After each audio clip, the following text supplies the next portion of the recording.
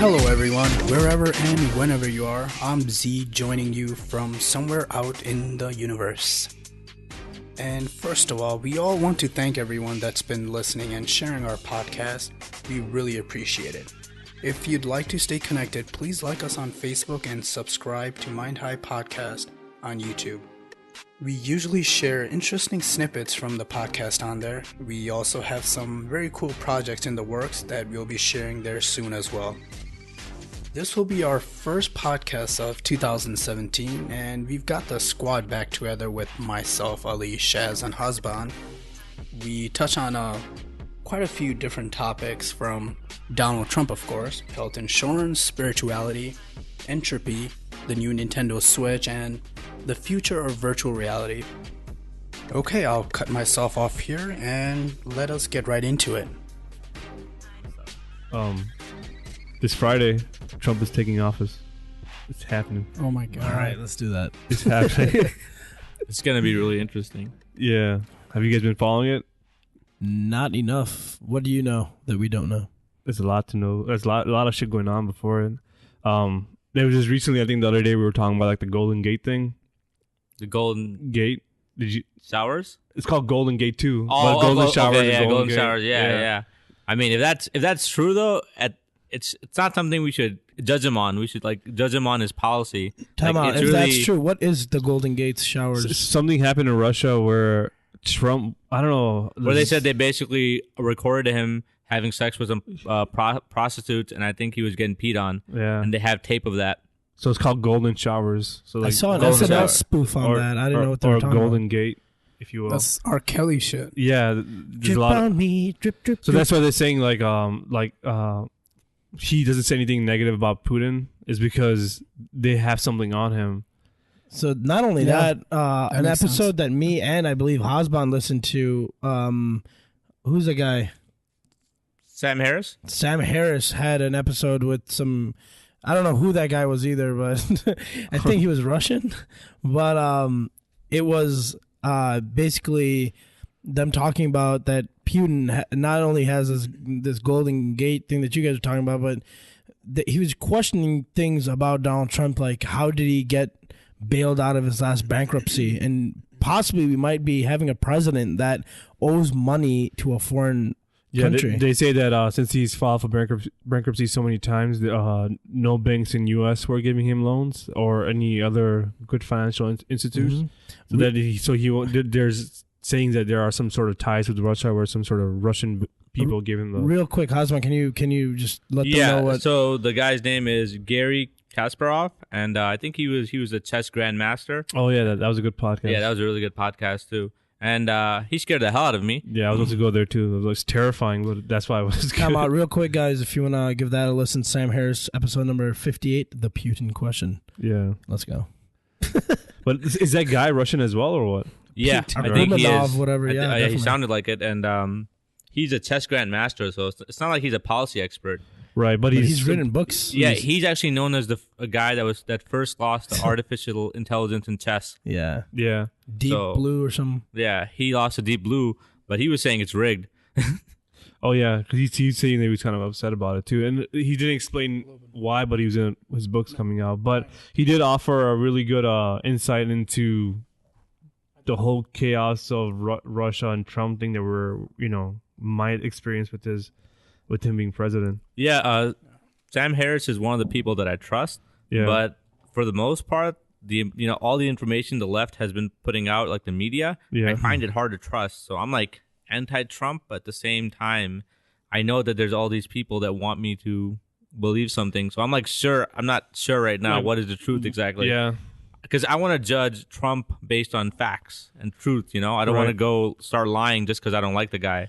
But you can start off by seeing who he's appointing. Oh yeah, that's bad. and all those guys have, well, not all of them, but lots of them have ties with giant Russian companies, right? Yeah. I mean, Secretary of State, this crazy name Tillerson. Rex Tillerson.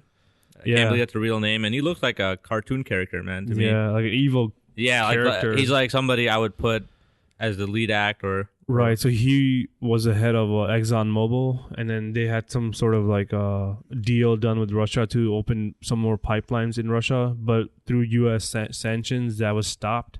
But now him being the Secretary of State, they said what is going to happen? He's going to lift those. Yeah, if I'm right, he's actually lobbied against those sanctions. So that's kind of messed up that this person is now in charge.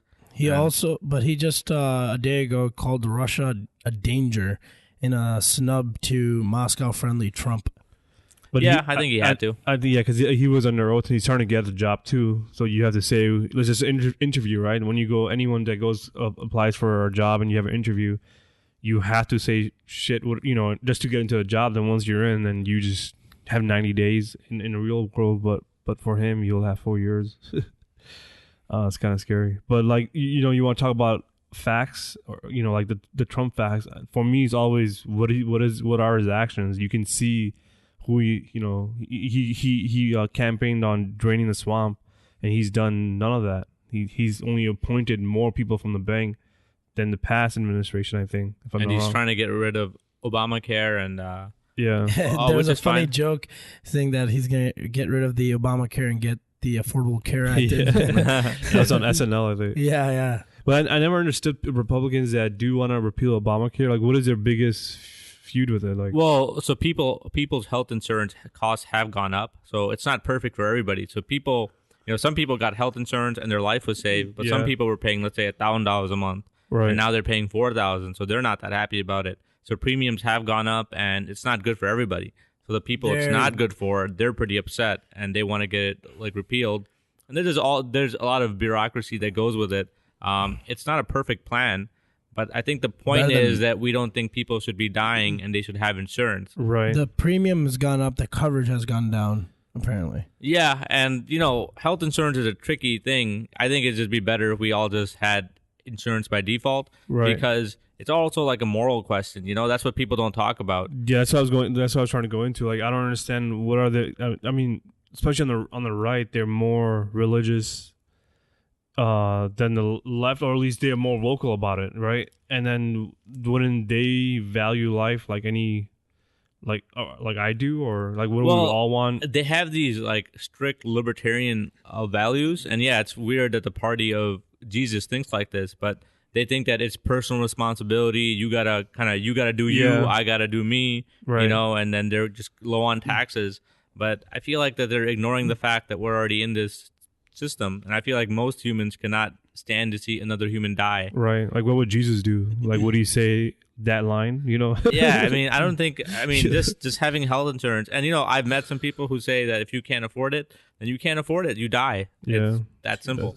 That's cool. And what about the fact that the Democrats put this plan in place? Is it also the feeling that, even if it's good, the Republicans want their system to be in there? That's a part of it. The whole getting credit for the biggest thing is like Obama passed it. Like, like they really hated Obama, and then because actually the plan is based on something that Republicans and conservatives came up with. I think it's called the Heritage Foundation. And remember, like Obama just copied a plan that was already enacted by Republican Governor Mitt Romney in New Hampshire. I don't know. Yeah, in Massachusetts. So the like Obama plan is actually based off of a Republican plan, but they still hate it. Yeah, because it's him. Yeah. If they would have done it, it would have been like the greatest thing that was ever, that ever came out. But like something simple as like it should be a law where if it's if you have pre-existing conditions. Yeah, like insurance companies should not be able to turn you down versus. But then again, if you think about what insurance is, a math equation. It's a business, but it's also basically a math equation. Yeah. That there is a risk. Yeah, it's a risk. Obviously, it's not a risk. It's actually a guarantee that you're sick, and they're going to be paying out more than they can afford to get with you. Right, but there's an offset to that, right? Healthy people. So once you put everyone onto health insurance, the healthy people eat that cost that they're going to lose, right? So the point of Obamacare is the way it works is young people have to pay for something they don't need, but they will need it in the future. Exactly. So, like right now, like the way Obama plan would work is the reason that everyone has to sign up is like young people like us that are healthy, we're going to be, paying for premiums that we don't use. And those payments that insurance companies are collecting are going to go towards the people that are using it the most. and they were the old and sick people. And as soon as we get old, we're gonna need the younger people to help us out. And that's I think that's a fair. It's a give and take, right? It's a great give and take. I think you have to give now and you're gonna receive it later in the future. So even though they say they're gonna repeal Obamacare, they say they're gonna keep two things: pre-existing conditions, and you can stay. I mean, there might be more than two, but pre-existing conditions and the fact that you can stay on your parent insurance up till the age of 26. Yeah, because that helps. But it doesn't make sense then, because if you keep pre-existing conditions, that's really what makes insurance so high. Yeah, because treating the people that are like already sick. If I was an insurance company and we're not talking about morals and stuff, then I wouldn't want them. Yeah. So you're evil.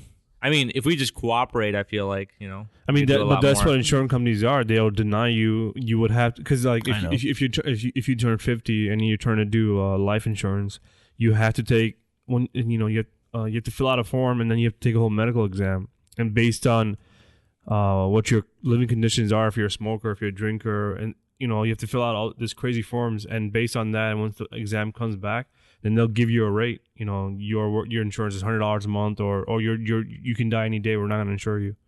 You just deny people. That's sad, but imagine being that your job. I couldn't do it. I actually know. I was actually talking to somebody about somebody that like whose job that is, and you must just be like, you must become. You get paid a lot, jaded. and you work off. Like your portfolio gets, because you're signing up people, right? So your portfolio also, your bonuses also have to based on the payouts and all that stuff too. I'm pretty sure. Yeah, that's how. That's why I tell everybody you should really think about what you do, why you do it, no matter what your job is. You should have some kind of like ethics in there. Yeah. If you're making people's day worse, I don't know how much you want to do that. One of the funny things, or not funny things, or I like to think about is people of religion, or like Steve Harvey, like there's a lot of funny snippets of him saying like, if you're not religious, where do you get your moral values or ethics from? Yeah.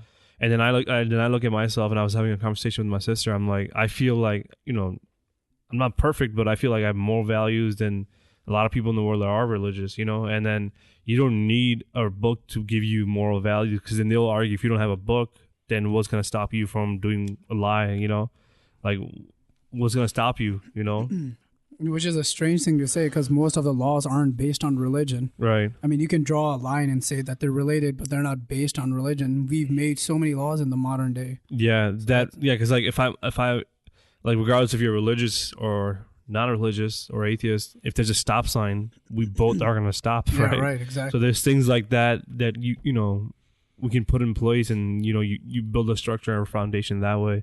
But it is a good question, if but most people that are atheists tend to be more into science, or have more curiosity, so like they build more values or moral ethics with their own curiosity. I think the way when they start pursuing it, I feel like and that makes sense, right?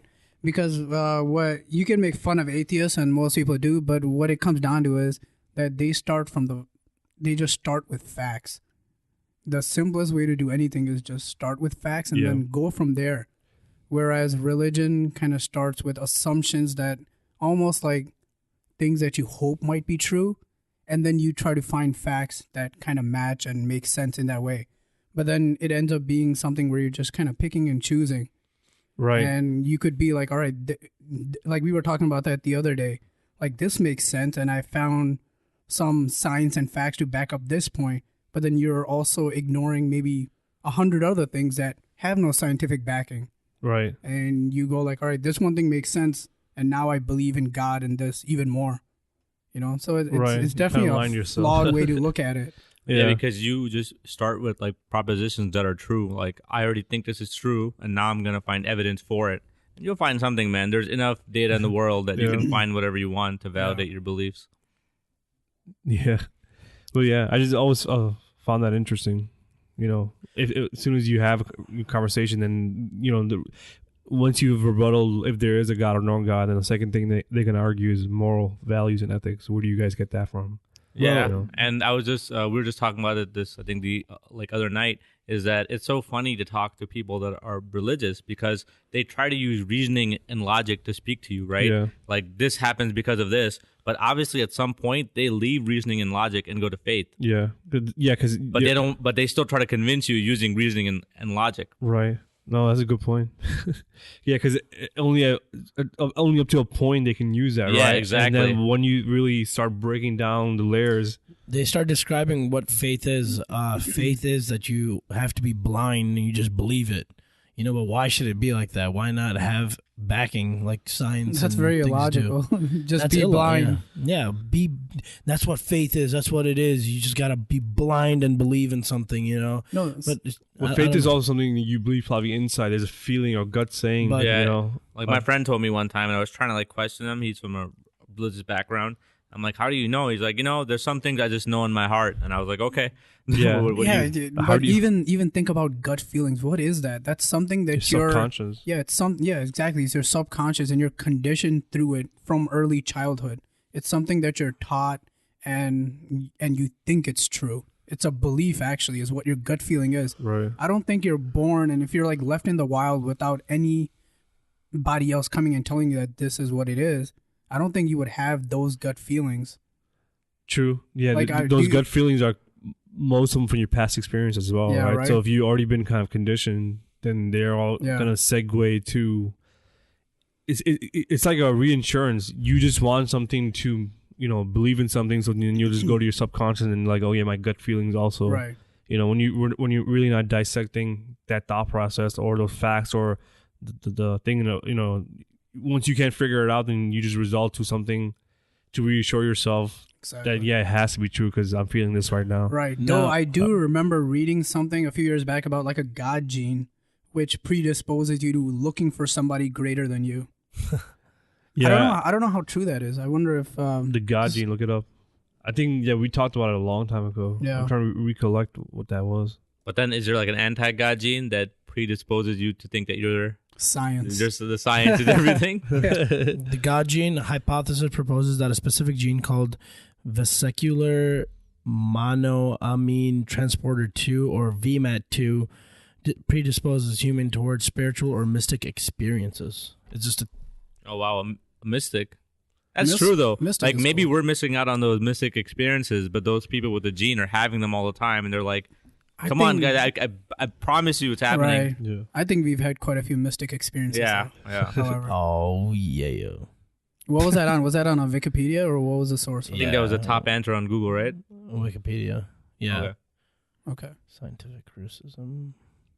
I mean, it makes sense, right? I mean, imagine yourself just being born and not having parents or anything. You could be like the Jungle Book, like a little kid born and all around with apes, and you don't have language. So what that's saying is some people have this God gene, and regardless of what you say, this gene leads them to these mystical feelings and Yeah, things in like, their, in you, their, in you their look for spirituality. No, You look to something outside which is greater than you.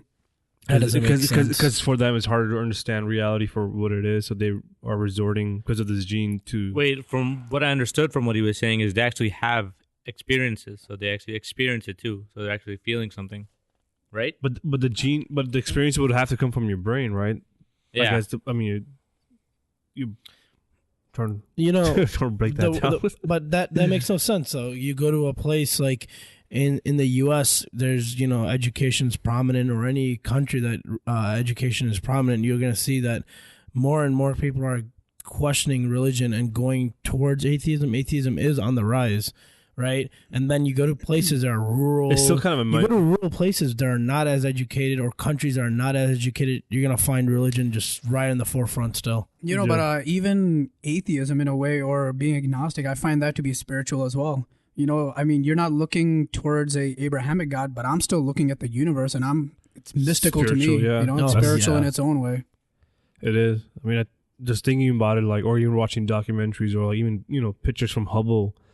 That's just a magical and spiritual feeling on its own. Like Right. there's a sea of mystery and like darkness and light, and it's just full of wonder, and like only your brain can kind of fill you're looking at it and you're just kind of just curious, like what is over there. Like if I went to that solar system right there, what would I find? Right. Yeah. And there's so many of them. It's almost, it looks infinite when you look at it. And it's crazy how many answers that we actually have. Obviously we're not perfect, we might not know everything. Yeah. But like how we can see like the cosmic microwave background, for example. Yeah. Or a few weeks ago when we're hanging out for his birthday and we were just having a conversation. I don't know why that thought came in my head, but like we were talking about like questions, and I said something like, does every question have an answer? Mm-hmm. And like that's a trippy thought. Like, does any question have an answer, or does any question always have an answer? And then I started breaking that thought down that day, and I in front of you guys I kind of led into a conclusion, and I said no, because if you start answering every question, you start figuring things out, and you start building technology. You start building, the Hubble telescope that's looking farther, and you're seeking questions and you're answering them, and you're gonna get to a point. If you answer every question that there is in this universe, you would have to kind of become a god, right? Right. Because then you can figure out how to go faster than light. You can figure out how to just manipulate the universe in whatever shape or form. You can go back and forward in time. If you figure out how to, the question is, how is there time travel? Now let's start answering that question, and once we do, we're gonna figure out how to time travel, right? Right. So once you answer every question that you can imaginably think of, I would assume that you would have to become God at one point, and when you become God, then you also have to ask, who created me? So like even God himself would have a question that he can answer. And now he has to go pursue that question. And of course, Hasvan recently read it too, and Asimov explored this very question in his short story, The Last Question. Is this book available free online? Oh, yeah. Yeah, it's free. Pretty sure you linked a PDF to it. It's just a short story that's online. Can we share it on our for sure. on our Mind High Facebook page? For sure. We'll put it on there. But it's called The Last Question? The Last Question. Yeah. And it's like kind of about that topic too. It's so beautiful. It's very poetic. It's it's the thing we talk about. Humans, I think most humans at that point are almost long gone, but they've made these machines, right? Which keep going into the future, trying to answer every question possible. And I think billion years into the future, they come back to one of those machines, and it's still asking that question. And the question is, can you stop entropy? Or how do you stop entropy? Oh. And I think the universe pretty much comes to an end, and they never answer that question. Well, my interpretation of the ending was different, because remember the last line is, let there be light. Oh, and so then it starts all over again. Yeah. Man, so poetic. Yeah, it's just a great short story. What is entropy? Because like I think us two had disorder.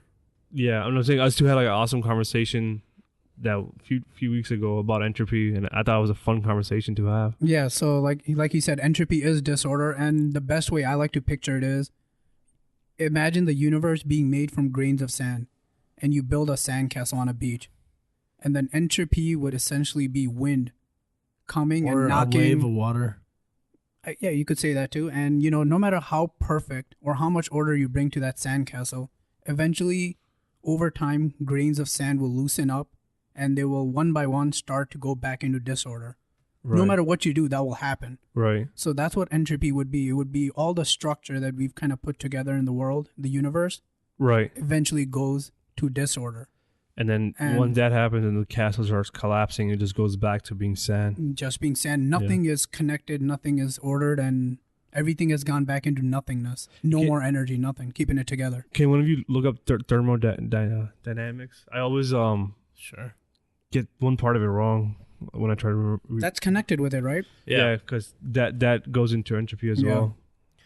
Thermodynamics, a branch of physical science that deals with the relations between heat and other forms of energy, such as mechanical, electrical, or chemical energy, and by extension of the relationships I think you're talking about all forms of energy. The third law. Second law, I thought it was, but maybe. Yeah, one of the laws of... Second law of thermodynamics. Yeah, okay. I thought it was a third law. Do you want me to might be right. read it out loud? Yeah.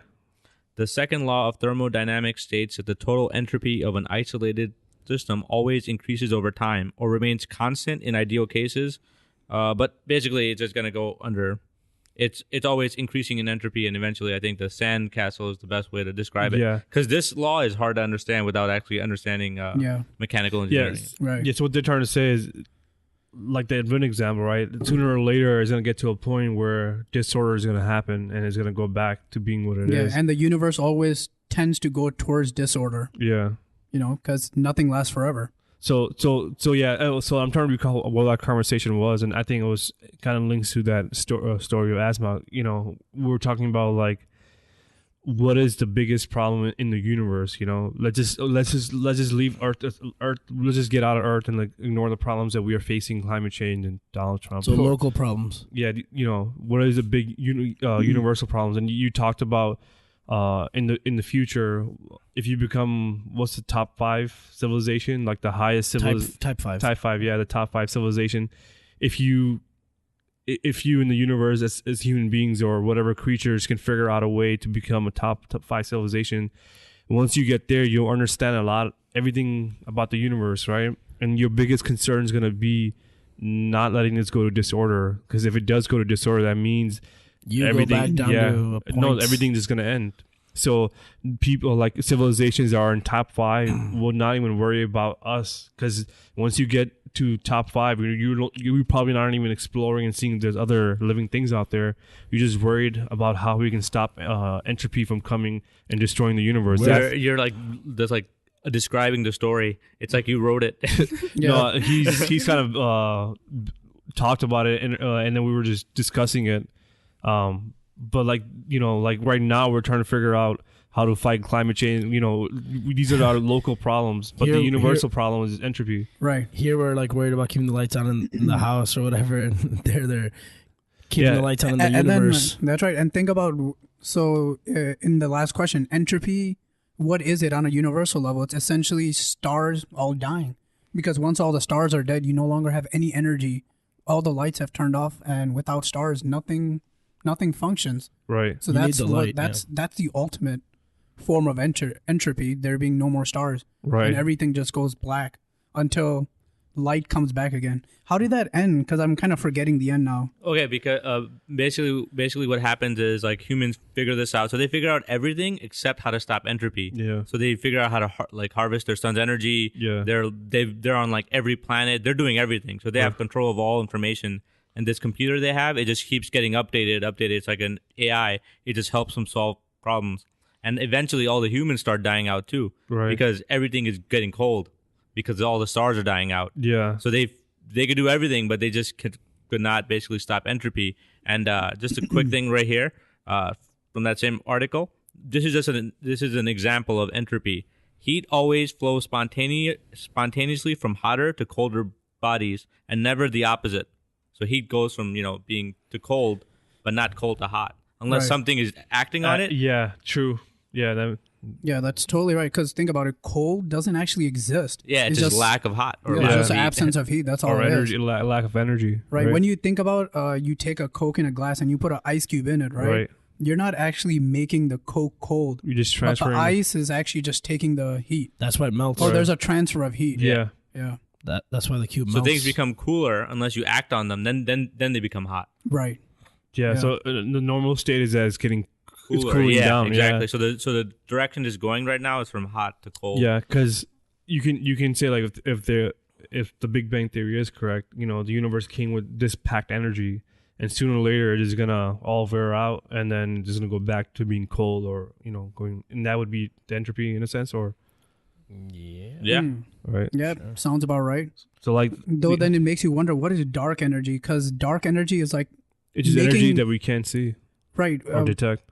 You can't, or you don't know where it's coming from either, right? I see like more like a force. Yeah, like we don't know why that force is there, but we plug it in and everything starts to make sense in our equations. I think you're talking about dark matter. Dark energy, you could see it because really, not that I know of. No, because dark energy is basically counteracting gravity. Oh, sorry. Yeah, dark energy you can measure it because things are getting further from each other. Yeah, because something has to add to it. Yeah. And that's how we discover that and the matter. So you can kind of measure it, but we still don't know why it's there. Yeah, why or what's causing it. What's causing it exactly? Yeah, because it's almost anti-gravity. But I don't know if I'm right about this, but it seems to me like it's actually helping increase entropy in a way because it's moving everything further and further apart. Mm-hmm.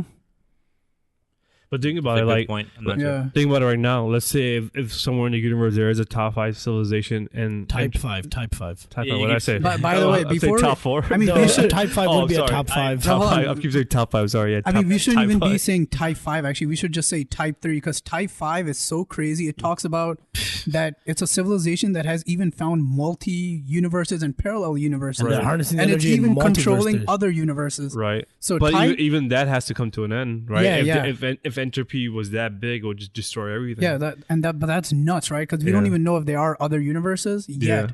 There could be, right? Let's Of go with course. type 3. But type 3, at least we know. All right, is it this type is 3 a or universe. type 5? Yeah. But what I was gonna say was, let's just say like somewhere in a corner of our galaxy, or not galaxy, our universe, some of them are that high up, and they're worried about entropy, and like let's just say it could happen tomorrow, but like we'll feel it 1,000 years later. You know what? Yeah. Because it's that maybe that process already started. We're just so small that our technology can reach out or detect anything, and maybe that process has already started. Well, I'm sure it has because Yeah. I mean, think about it. You know how they say the moment you're born, you begin dying, right? Yeah. I would think that's similar to what Oh, the wow. universe is. The moment the universe is born, entropy is already kind of has started. The Yeah, or disorder it is has already, to start, something's yeah. breaking apart. Yeah. Yeah, it's just getting. Or I guess you could be right because first it would have to go towards order, and then it would reach its peak and possibly then start to go back Then into decline, disorder. yeah. Just like how a flower is, Yeah. Or you. or No, I'm me. just kidding. You Yeah, like picked. anything. I'm just yeah, kidding. like if you look at any living thing in the world, it kind of grows to its peak and then declines from there. So you look at flowers, the way they grow. As soon as they blossom, they open up. They only have a few days of that peak level, and then it's just decline from there. And then that same number for us is around 25, 24. Yeah, you were just talking about Yeah. your birthday just came up Yeah. and you feel like, you Yeah, know, so you peak as a human, you grow, and then once your body fully stops growing, then it's just downhill and starts. you get that Yeah. hunchback of Notre Dame look going. Yeah, You know? it's just that. Yeah, it just that's the circle of life, right? So the Yeah. universe would have that as well, where maybe it's reached its peak state or hasn't, or is about to get there. Yeah. And when it does, it's going to be downhill from there. Hey, imagine if a Type 3 civilization with all this power has also mastered time in a way. Yeah, So what if it's never actually gone into that state Just of keeps going back. non-existent? Yeah, it just keeps jumping back in time, and that's if the entropy is coming, they can see yeah, it. they just keep going Go back. in time. But they And can't they've- solve it. But they can't solve it. But what if they've also never even gone through it? They've never gone beyond that To stage see and actually, what like- would happen. yeah, like what is non-existence for them? Like they've just been existing forever now. Yeah, Maybe that's the way you solve it. Time becomes this thing in this You just- dimension where you just keep going back. yeah. So you can avoid. Damn, that'd be Yeah. trippy as fuck. Like, oh I'm my trying God, to it's picture almost, that. Like, it's almost 12 o'clock. Entropy, go back in time. but think about it. Like, what we were saying is within the law of this universe, entropy is coming, and you just remind it yourself. Over and over. You know, like Yeah. how the fuck? So is that even possible? Think about it. The yeah. box that allows you to time travel, Yeah. entropy is happening. You just reversing it. Yeah. You're God, though, wouldn't you? So weird. Like- yeah, essentially you are a god. I mean, you're a Type 3 civilization. yeah. Your whole civilization is like No, God- godlike. Isn't the God would ultimate be to. I would probably say stop it. You know, that'd be completely? Yeah. Maybe would the- God can't even stop entropy. Yeah. You know, because maybe God there's is always entropy. there's always another side to everything, right? So Yeah. you have God on one side, and then you have entropy on the other Yeah. side. Entropy is the devil. But what if Entropy is actually the good side. It's just a bizarre visual. Like entropy's coming from all Yeah. around you, and you just reverse. I see Yeah. Star But, Wars? but you're doing it within the box. You know what I mean? Right. How maybe that's not even possible. And then maybe it's not possible, or maybe they You they see, just the box itself is collapsing, so Right. everything. Let's just say like we have a PC and you create a game in it, and you put whatever laws or whatever. They can, you can just pull the plug off the PC and it's Yeah. gonna turn off, regardless of if they're going back in time or not. You know what I mean? Nice. right. So Nice, they can't nice. they can't beat the laws of that computer. That would be so weird. Do you remember in Lost there was a guy who used to live on the island, and there was like this little hole underneath, bunker. and he was Yeah. in the bunker, and all he had to do was keep pressing a The button. yeah, And if you don't press a button, apparently the world will come to an end. yeah, but that was a lie or something like that. I right? think so. I think it was a lie. Yeah, and Turns out entropy doesn't do anything. You don't press a button and you just go through and you come out from the other side. yeah. Would the ultimate form of entropy, looking at it maybe from a philosophical standpoint and in human life, would death be entropy? For you, For as your a body. subjective entropy, subjective Okay. entropy. I'm sure we're butchering the word right now. Entropy. Yeah, that's why I was afraid to comment. Yeah. But that's what we do here. It's the most fun Would part. this be a good example? Yeah. Nice. absolutely. Nice. Stuff, A bro. plus, Good A1. stuff. 7 out of 10. Good example. 7 out of 10. How crazy is Go ahead, that? Hasban, judge us. No, actually, I was just thinking how important the concept is because that was the last question. Yeah. No matter what, I mean, like it could have been anything, but it had to be entropy. Who's this Asimov guy? The greatest science fiction writer of Yeah, all he's time. really good. Like- I mean, his stories are. He's the guy who wrote Arrival, right? Is he The still movie? alive? No, that's somebody else. That's Yeah, that's Chang. Ted Ching. Ted Oh, Chang, yeah. yeah.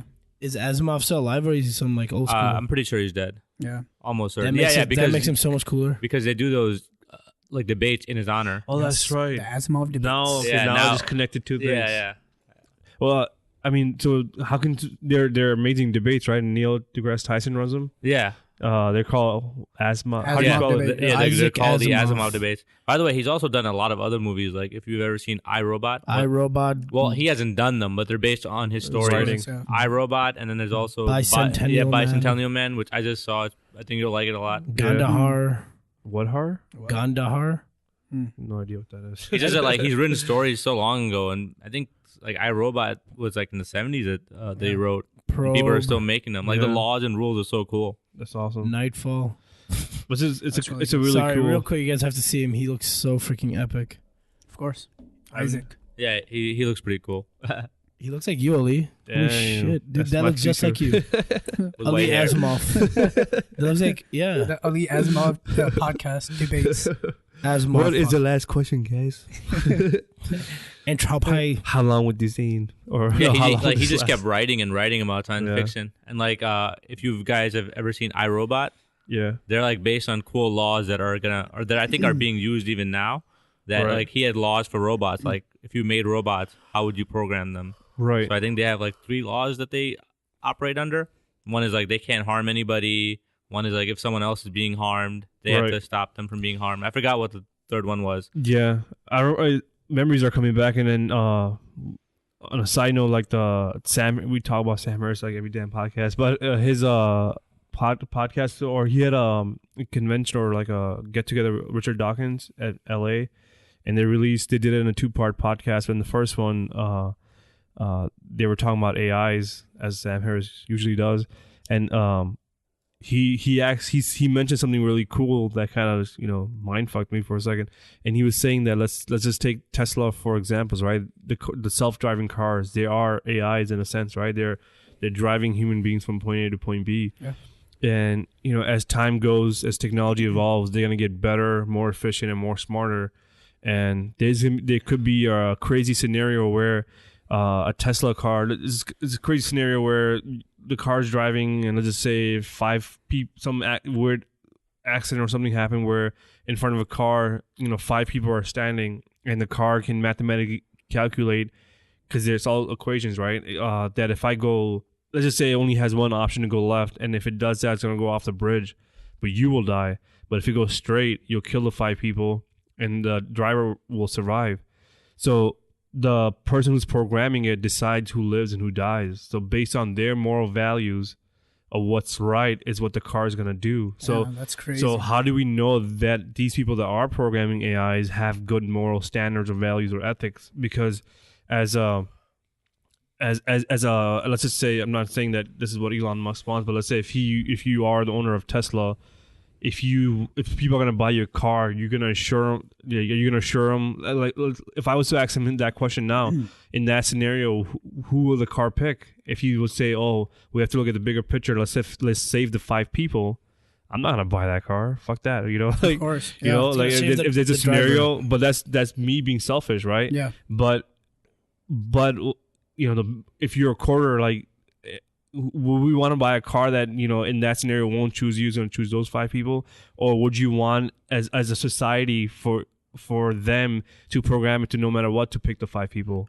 More so, would that be vehicular manslaughter? But what's going to happen is there's going to be one company that comes out with one that's going to save you, and people are going to start buying that one. Yeah. But more so, because you can have the one that saves the 5, and then you can have another company that like saves you. So that's a market. It's on its own. I mean, even right now, cars that have 5-star safety, they're protecting you, right? That's all they're worried about is that the inside. The inside, and you are okay. But these cars will know their surroundings. Yeah. They'll know they're in the Golden Gate Bridge, and something happened where. Whatever, a car accident happened, 4 bodies came in front of you, whatever, and it's just a split-second decision. So it has to make that decision. Do I go left and kill 5 people, or do I go... if I go left and go off the bridge and kill the driver, or do I have to go straight and save the driver? Yeah, that's crazy. And then the person deciding is a guy who's coding it. But also, would that be vehicular manslaughter? Like, why? Even though you're just being driven... No, if it's an accident. If you're the one being driven... Let's just say if that was you without the AI, and our brain don't have that capability of doing those small. So it's not your fault that these people died at all. That is a good question. Then so say this is a hypothetical scenario. Right. So say it protects you, right? The car protects you, and it goes and runs over the 5 people, but you're saved. Right. So now who's responsible for those 5 people dying? So you would have to look at a situation like when a natural accident happens and you end up running civilians over. It's an accident. Like it is an accident, but somebody did decide in that equation. You didn't decide, but your car maker did. The programmer did decide that your safety was preferable to somebody else's. Right. So what you're saying is, let's say if you do end up running those people, then is the company liable for manslaughter? Somebody is responsible, right? Because you're deciding. Yeah, you're deciding. Yeah, in a way. Even though it's a freak accident, right? Yeah. It's not going to be every day that you're gonna have to make that decision. I would say it's a freak accident. The car had to pick, and regardless of what, the car has to pick either A or B. Yeah, it's like that 0.05% chance situation. Yeah, that's so. What would you guys code it? like Jesus. If the driver could kind of overtake the controls and. Because you have to tell, because like if people don't understand like coding, you have to. It's all if then logic statements, right? When you're coding, like when you're programming a game or you're doing a website, someone clicks this, then this happens, right? So like a designer has to decide, a programmer has to decide that at some level, right? Yeah. Of what the car needs to do in that scenario. The same way, right? It's telling the car to stop when other cars are stopping. Right. And would that be a personal choice for the car buyer, or would it be something that the programmer just puts in? But okay, so it is a freak accident, right?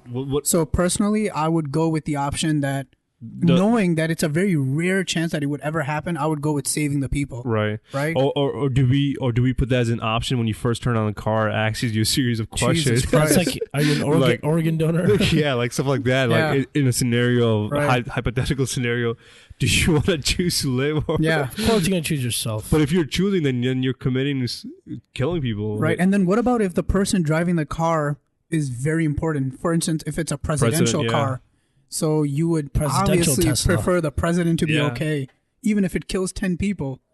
You know that's what it's going to be. But I think what's important to remember is it's a crazy question, but it is a very small chance of something like that happening. Right. Unless it starts happening a lot, and we're like, oh, but okay. The reason that Sam Harris asked that question because it only puts you a bigger or opens even more bigger questions to what kind of questions we have to answer for AI. Yeah. So when you're programming an overall AI, now this is a car scenario, what do we do an actual AI? Like Hasban was saying, like in the iRobot, like these are the laws that the robot has to follow. So someone with their moral values of understanding is coding this, right? Right. So they can't answer every scenario. So then the robot has to use its own conscience at some point. At some point that's going to happen because if we make really intelligent robots and they're just like computers, they get more and more intelligent because we keep adding more technology, more processing power. Yeah. There's going to be a point where you're going to override those commands. They're going to start overriding because so far we have not found anything magical inside of ourselves, like a soul or something that makes us who we are. Right. So as far as we know, we're just information processing. Right. We just have we have such a capable processor, which we might not have had 1,000,000 years ago in different organisms. Right. But as our brain grew, our information processing systems got better and better. And suddenly now we're aware and we can almost reprogram ourselves, or at least we have the illusion that we can. Right. Maybe we're not. Maybe there is a programmer programming every single one of our actions, but we feel like we're in control. Right. And maybe those robots will also feel like they're in control, but that whole not. time Someone's controlling. we are controlling them, whereas something else is controlling us. Yeah, it's just like layers of controlling. Yes, and you should play the game inside. Yeah, I want to, man. There's this. I'm gonna spoil it. This is spoilers. I haven't played it. I really want to play. Yeah, it. I guess you should. It's on my to-do list. Yeah, I mean, most people will probably not see this until they play it 2-3 times, and that's when your mind gets blown. So you're gonna spoil it for me? Is that what you're No, saying? it's such. It's crazy. Yeah, I guess I'll wait off on it. yeah. I have it on my to-do list. Yeah, it's only a few hours. The other game with the journey with a boost or whatever it's called. Abzu? I didn't like that. I didn't quite like that game. Huh? I didn't like that game. I got it. I got it on Steam. I just haven't played it yet. Yeah, you got it for pretty cheap. $6. Yeah, it's definitely worth that. yeah. I mean, visually, it's a treat. Yeah. It's incredible. But after playing Journey, it is an exact copy, just underwater, and it's just not profound. Yeah, it's just an exact copy, and you're like, you don't learn anything, you don't feel anything really. yeah. Journey was a great game. Incredible game. Maybe you just didn't get the game. Their next game. No, sorry, I meant to. You might be right. You might be right. Might be right. It's funny. Yeah. I meant that in the way that like you don't understand the game, not that you never bought it. Don't even have it. No, I know. Never. It was funny, man. You don't have to explain your joke. Oh, okay, good. It was good. Maybe you never played it. Maybe you just saw the trailer. Yeah, like you do with everything. Yeah. He just watches his Let's Plays and he just sits there and watches, but he's playing the game. Yeah, I think we talked to him about it before. Like, I don't understand. Why not just play the game? You're watching like the whole video of someone beating the game. Right. But I guess you can fast forward. So like, that's I did that recently. I do that all the time. Like, I'll watch half a movie and I'll just read the plot online. the hell? The heck? Like if you fall into like half a movie, I'm not gonna watch that movie all over again. I'm just gonna read the plot really quick. You know, you can skip And, to like, the part you fell asleep at, right? I don't want to watch it again. And just like the same thing with a Metal Gear. I knew that I would never invest the time to watch those to play those games. Yeah. So I just read the stories. But that's completely different. I mean, if you already started something, you fell asleep because it's boring, or I mean, for whatever reason, I just came in the middle or something like that. But that's a movie. But with games, I've done that too, where I don't play any of these games anymore, but I read like the story for like what's Metal going on. Gear. As far as movies goes, husband, you can just skip. There is a forward button. That is true. Yeah. That's true. Games don't have a forward button. Yeah, they do on don't. YouTube. But no, sometimes they just have really They cool do. stories, like Final Fantasy X2. I would never play that game. I would never play it. I would do But nothing I played with 10, it. and then I was like, I want to know what the story is. That new Final Fantasy looks like crap too. Oh god, I've never got into Final Fantasy. Dude, Japanese games are. On the There's a lot of games downfall. that just have not moved forward. They reach Yeah. entropy. That's why I kind of feel like Nintendo Switch is gonna be the same Wii U. Yeah, I'm sure it is. I don't care about if it fails. I don't care about Nintendo. I just love to play Zelda, Metroid. Yeah. They could be on other systems. I would love it if it was on PC. I could just sit there and play on Steam. I Right. would love that. But it looks like they're making the same mistakes again. Yeah. It just Why do you say that? because no one's gonna make games on them. Like the only games that they're gonna get are Japanese games. But And hold on. Here's another side to it. So we know they're amazing in the portable in handheld, business. right? So they basically just merged their portable business with their console. But someone said a good point. If you look at that as a portable alone, it's insane. That It's thing incredible. is huge. No, it's huge. Well, You can't fit in It's your pocket. incredible. That thing's Yeah. it's like this big. It's just almost. It's just the same width as a Wii U, but more slimmer. Now No, you're but just wait. walking around with the whole console. no, but it's about the size as the Wii U gamepad. Yeah, so that's what I'm saying. But Slightly it's just slimmer and like it's just almost the same width line. But I think in terms of height, it's a slightly smaller. I still don't know what's So- going on with that system. That thing looks like a whole bunch of. It has everything you can imagine: motion control, crazy rumble, just everything. Portable console. It does everything. It doesn't have. Again, it didn't get third-party support though. I thought Oblivion's coming in and. Like we can always. But those talk, those are all like PS3 games just remastered, right? It's not gonna be like Xbox One, or it doesn't have the same hardware as or competing hardware as PlayStation 4 or Xbox. Did they release the specs on it? Look, Nintendo has It's basically PlayStation 3 powerful. What? Yeah. Yeah. What? They They're going basically back in time. No. What? Hold on. They basically left the console race. This is what Yeah. they did. They're no longer competing with They wanna PlayStation say- and Xbox. Yeah. They have their own market. They're more portable now. Yeah. It's about casual games. You'll get the Zelda here or there. It Yeah. might really work out. I hope it does. It might work out. Yeah. Nope, not happening. So, so what they're doing, going back to handheld, but like if you look at like the video game industry, PS3, like in the 80s and 90s, it was dominated by the Asian market. They made the best game, like Capcom. Right. What are the other ones? It starts with N. Namco, yeah. Namco. What's the one that starts with a K? Funko Land. Konami, yeah. Funko Land. And you have these big Asian developers, and then as soon as Xbox enters the market, then more studios and Halo destroyed Japan. Yeah, bro. like how America dominates movies. Yeah. They've done that with video games too. They just took it to another level, like like to a Hollywood scale level of telling stories, the visuals and everything. That you try to combine that and get the whole package. Where you play like games from Japan now, they have that quirkiness to it, or it just. It doesn't resonate. Yeah, it doesn't uncomfortable. Yeah, it doesn't work with the Western crowd as much. Yeah. So they lost a lot of. So I mean, in terms of money, America dominates in the video game industry. So they have to make games in order to make money. Has to cater to U.S. players as well. Gotta make first-person shooters, man. Gotta make a lot of them. Yeah, Call of Duty. Western games are all first-person. All the best-selling ones are first-person nowadays. And Nintendo, not all Uncharted, Last of Us, not first that might person. Be, you're right. They're that, third you're person. Right. Yeah, that might but they be are one shooters. of them. Yeah. But they all are shooters, right? Yeah. I mean, but if you look at Shad, I don't know if you can look up this number in Japan. The console market is like almost declining, right? It's declined like crazy. Yeah. First of all, Xbox is non-existent there. Yeah, they can't sell shit. Yeah. So it's all PlayStation and then it's all 3DS. Yeah. And PC. Holla at your boy. PC's everywhere, of course. Yeah. PC is the best, bro. Stop. But Japan has become a mobile market. Everyone just plays games on the go. Phone games are super popular. Yeah. And I think Nintendo is looking at their home market a lot.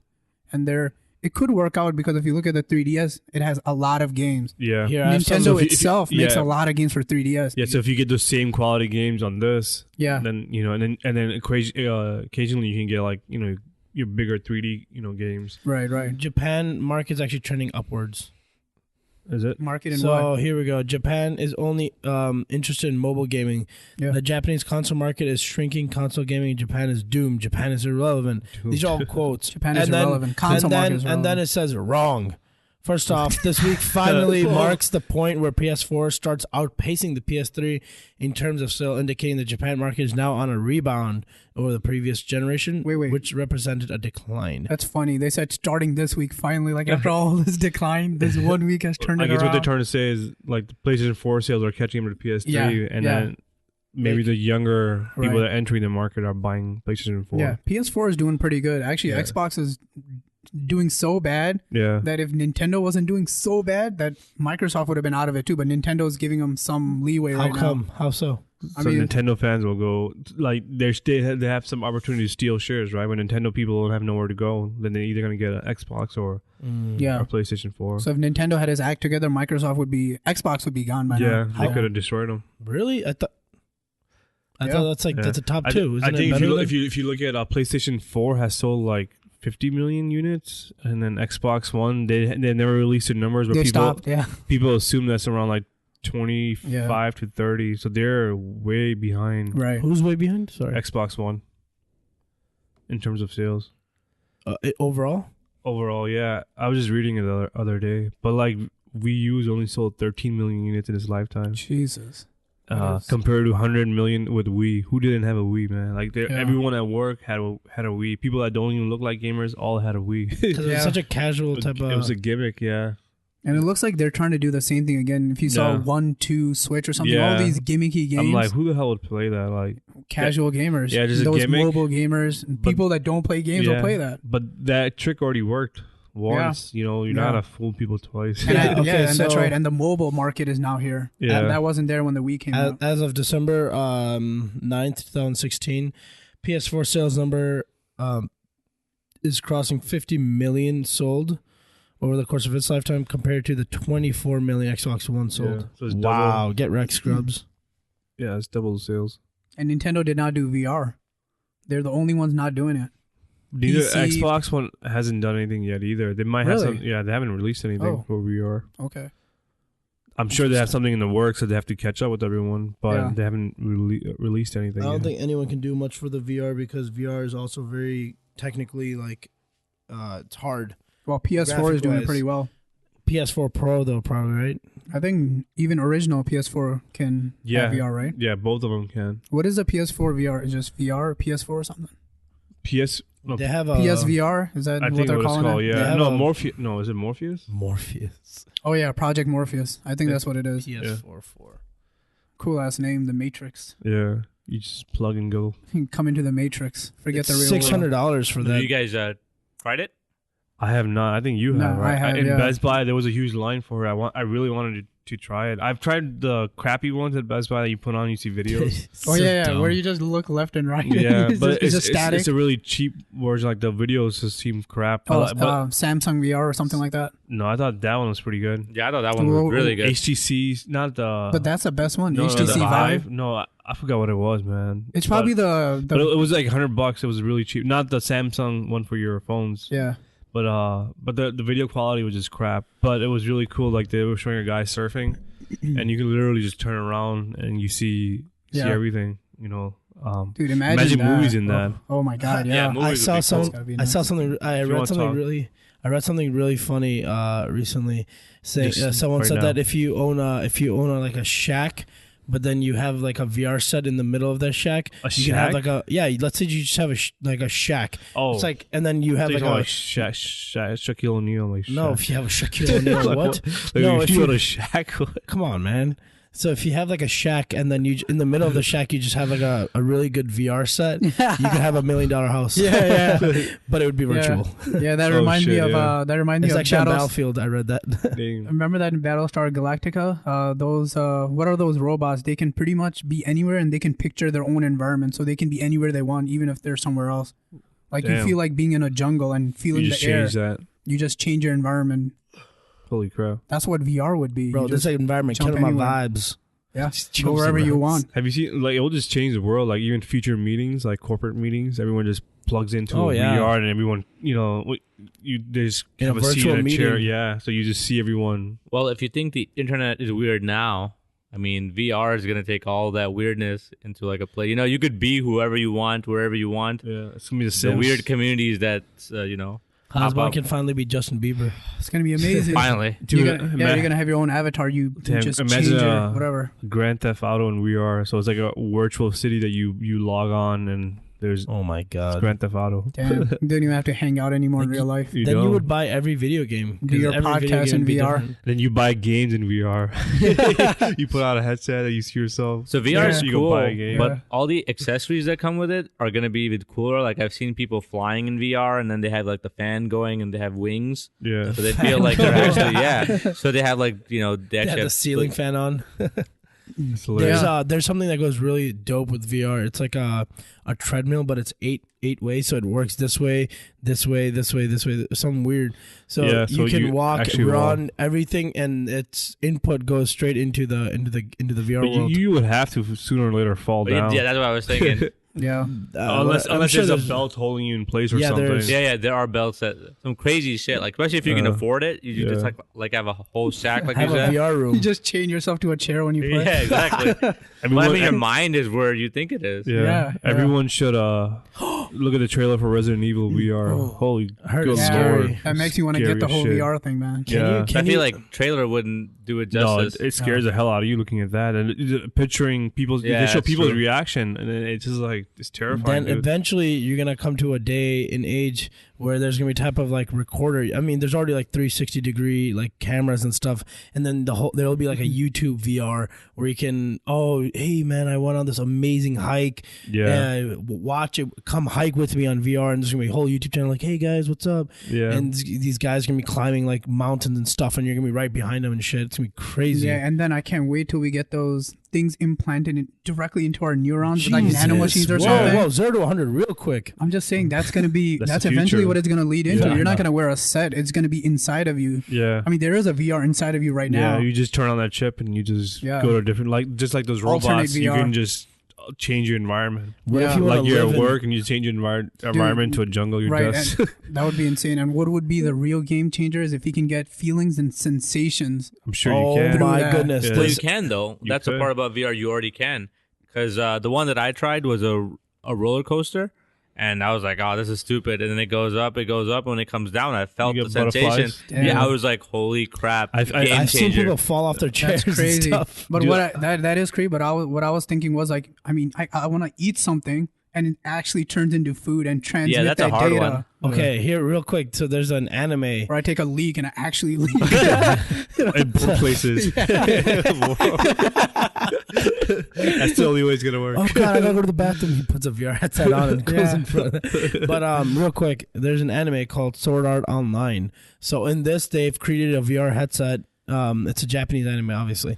They've created a headset that's called Nerve Gear headset. So you put it on, you lay down, and all of your feelings, all of your emotions, all the electrical currents going through your body gets transmitted to this gear, and you're playing in a virtual world. So when you're running there, when you're eating there, you're doing it all through there, and all those electrical pulses, because everything is an electric signal, right? Yeah. You touching there's all electrical signals. So all that is just going through the nerve gear, this headset, and you feel it in real life. Well, if your body thinks that you feel it, then you are gonna feel it. Like I'm not touching you here, but if your brain Yeah. thinks Yeah, it is, then they- you're gonna feel like what you think it is. In brain games, with Jason Silva, they did one of that exercise where, they had like a fake hand, but it looked like it was his hand, but they couldn't see it with the way they had like the setup, and they asked the people to hit things with the hammer, and then he ends up hitting his hand with the hammer, but it's a fake hand, and everyone that sees it just panics because they felt it in their head. Because what he does is he had a real hand to show them the feeling, and then he puts his fake hand, he takes the hammer and smashes it, and your brain stimulates that same feeling that if it was a normal hand. That is crazy. Wow. So And they can measure that. They've done it in the lab where they have things in people's brain connected to sensors, and the same reaction like they would normally have gotten if it really happened, that same part of the brain lights up. because nothing has to happen for real. It just has to be good enough for your brain to think think it's it- happened. yeah, it's Yeah, happened. trick the brain. Well, there's people that lose limbs and they have phantom limbs, so they Yeah. think the limb's there, but they And don't you feel, have it. and you actually feel Yeah, pain there, they right? feel sensation, but it's not there anymore. Yeah. So fucking Brain is weird. bizarre. The only thing I can think about that I'm wondering how would this be possible? So you can induce fear, you can induce everything else, even the sensation of cold and heat, right?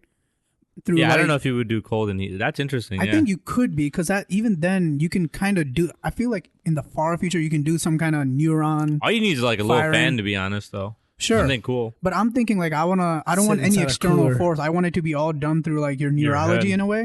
You No, know, through these electrical No, currents. that's why I was talking about the accessories. I think it's going to be a mix of them. Like maybe the controller gets Yeah, cold. what you're describing is the actual matrix. yeah. You getting plugged in where Yeah. it's your neurons, and that would be It's the too much. actual Right. It's too yeah. much. No, I mean like you can go inside and like when you're cold and you feel that sensation when you're hot, you can actually go and see what your neurons are no, of firing, course. right? Okay, Yeah. it's too It's a much. matrix. You're It's not too basically much, it's awesome. It's awesome, fantastic. I'm just saying, at that point, like, why even come back to this world? We don't. Yeah, you don't. That's the idea. Well, that's What? that's the Fermi paradox thing that you were talking about. Everyone has their own universe. You can build Man, a- I was just talking It's about your heaven. PlayStation VR. There you bro. go. You got heaven. I mean, that's a pretty good heaven, and Yeah. you're gonna have But- whatever you want, and you're not hurting anybody either. Right. So but I now- guess sorry. even if you last did hurt thing, anyone, that's not Go on. hurting anyone. the only problem I see is so you can fake these, not fake, but you can through neurons you can kind of trigger these sensations of all these sensations. But food, how do you like? Because you actually Your actual need body food. would have to be on an IV. Yeah, you could even trigger. Yeah, you can trigger the feeling, right? That you're. Oh, yeah, that's pretty interesting. Maybe you just get this daily dose through a wire of all your Nice. essential nutrients, and you're Yeah. healthy.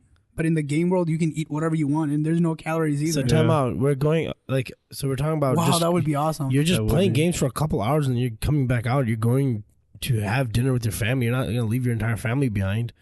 You're gonna come out. You don't need to have an IV plugged into you, No, no. man. Jesus Christ! No, I know, but what I'm saying is, But what if they But all I'm- join them? but I'm thinking of it from like a Yeah. stage 3 civilization, which has gone Okay, into so their we're that own far. alternate universe. You know, from that point of view, Should have told me you that. want a universe to be so real that you never have to I leave completely it. get it, man. I And I you and was you just and your talking about- family could get together at Yeah. any time you want, because if you're all on it, you just say, "Hey, let's meet together now." I was Yeah. just Doesn't matter where you are. I was just talking about PlayStation VR. And you don't in have the to next worry 5 about years. you don't have to worry about you being selfish or anything, because everyone can be selfish and still come together and everyone's okay. Yeah, man. This is Weird, the next 5-10 world. I years don't in wanna VR are be going to in- get really weird. I don't want to be in your heaven, man. Come to my heaven. Yeah, There's gonna be dog. arguments over that. Let's merge Okay. our heavens. Okay, so you're in the future. His heaven's like a strip club. Like your parents like, I don't want to come there. Bro, it's a sin. Let's have a rule. You're in the future if you're driving an automatic car, so your car is driving you, and you have a VR headset on, and you're in another reality. That's how you know you're in the future. Yeah. Right now we're in a dystopia though. Down with Trump, guys. So if you're in a Dystopia virtual Trump. reality, and let's just say if you are cursing or doing things that are sin, that are actual laws that applies to God here, if you were committing those same things in the VR, do they count actually as sin? I don't. Yeah. No, because you're God now. Not I really. understand. Well, he's saying to use the rules of current theology, current Oh, theological okay. rules to that. We are like, does God give you a pass because you're committing them? Let's say if you drink in a VR, Yeah. like you're drinking alcohol or you're doing Right. drugs, I think but your that, physical body's not doing them, will God still punish you? But if- I think the That's answer to my, that that's is my yes, universe. because- That's my Because, universe. yeah, because I think you're not supposed to think bad thoughts, or you. Yeah. I think you don't get punished for bad thoughts, but you get rewarded for nice thoughts, so you're okay. Oh, so Because that's just a thought what you're doing in VR Yeah. world. God, I wouldn't do it. It's my avatar. Yeah, That's let's say yeah. let's say like you have multiple girlfriends in the VR. Yeah. And you're Yeah. cheating on your wife or your girlfriend through permitted all- in Islam, by Oh the my way. Well, at like one point, if you're Up to enjoying the 7. VR girls more than your own wife, Yeah. Seven was just she's gonna be pissed off no Yeah. matter what it is. Yeah. You know. That's when it would get weird. But then Yeah. she would also have whatever she wants. But then it get weird for you. How dare It's just you? it's all gonna be weird. I want to see what's in your VR. I want to see it right now. Go Yeah. through our history and shit. Yeah. I guess it's not really a big deal. People are like already engaging in like history. open relationships. So Yeah. I mean, in It's gonna 2017, change some conversations in the future that we Yeah. don't have now Yeah. are gonna be like totally different. I mean, the smart The people would future. just clear their browsing history Yeah. before leaving their VR world or before letting anybody else in. or Or you let's just say- use private browsing, man. Oh yeah, incognito. Incognito. What is incognito? Why is your universe always incognito?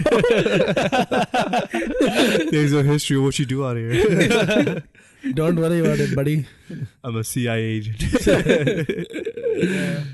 Yeah, it's totally gonna be a future. Is getting weird, man. Isn't Yeah, it? yeah. Oh, you know Hopefully what? we get there. You know what's So evil. I mean, not evil, but That's not always evil. I think that's a valid statement. be Like, hopeful, man.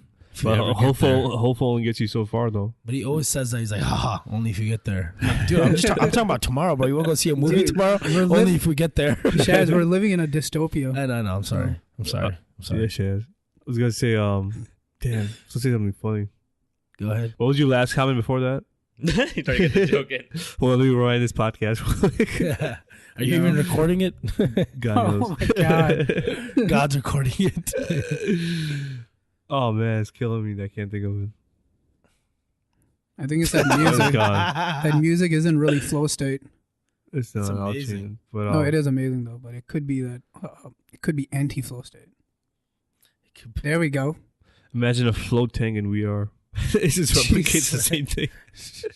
You put out a VR, the simulation is float tank. So just, all it does is be completely black. You go into a VR so you can get sensation. Then go to a float tank and lose all of it. Like, what is the purpose of this? Well, it's not like a VR. Somebody's also going to create the world that you're in, right? So Yeah. sometimes, like, I feel like we imagine, or I was doing it right now. Like, I was imagining VR and I could do whatever I want. But no, actually, somebody has to program, just like That's the right. person that makes the game Yeah, sets criteria. right. So it's not like you could just imagine anything. You can only imagine what he wants. This is True, where it gets true. crazy, though. You don't have to know code and stuff. There's things in today's world where you can make games like Z. You're making a game. You don't know all the code. You use kind of like something that does a little bit of the coding for you, and then Right. and then some intricate parts you do the specific coding. Right. But think about it in VR. If they make like a VR game maker, you know what I mean, and like Yeah. you're making your own world now. Like a now level that's where it editor or goes something, yeah. nuts. Like Minecraft. Yeah. There you go. Yeah. Or a Yeah, lot of no. games today, like Grand Theft Auto, that's a sandbox. Yeah. It's literally, you could do pretty much anything you want, but yeah, you can't create your own world in it. Yeah, because you Which would is right. still be bound by the right. Because Yeah, if yeah. you're playing No Man's Sky, even Yeah. No Man's Sky, you can't just do anything. You got to do. Right. I don't know. I was just thinking out loud. But, yeah, you're just bound with the limitations of. But then you look at someone who's you. actually creating a game like Z. He sets all the criteria. Right. So if you have the ability to set the criteria in your own world, hence a game maker for VR, then you're essentially once the tech is there, you could essentially just make your own world. How hard that's if gonna the be. tools are already there, but you just have to work on it. Yeah. Yeah. I would really like a virtual reality where it looks like this, and you plug in, and you get into this type of world, and then you just go, like Grand Theft Auto, just go. It would make like things like this podcast really convenient, right? Like you just plug in. It looks like you're in the same spot. But yeah. I think it'll be its own market too. So if someone wants to jump on it, like what how we like go-to meetings for like corporate world. Yeah. So you can have like virtual go-to meetings. I'm sure they're already working on that really hard. And you can have like as far as employers, like you wouldn't need to hire someone and fly them in. You can just have them buy a VR set, buy like a fake office, and assign seats to everyone, and that's your world. Can you imagine like VR concerts? Like all these like artists just come cool. and they just VR appear. concert. What they're doing, what also trying to do is like with basketball games too, or sports games, have like seats where you put on a VR set and it looks like you're at the actual live event. That would be really cool, actually. How cool would that be, watching a game and you're in the front row seats? Yeah, and then you could go like right to the basketball, or you could just run. You could try to run with them. No, I think you'll just be locked in place where you can look around. Yeah, that's where the camera is going to be. I thought you could literally be on the court and you're going to be as close as you can. Then the camera would have to be there to be moving around, But they have cameras already that can like... You'd be on top of them. But those are still pictures. They have cameras around that take still... Yeah, but like let's say if the cameras could capture everything that was going on from every angle and then combine it... You couldn't get like into like...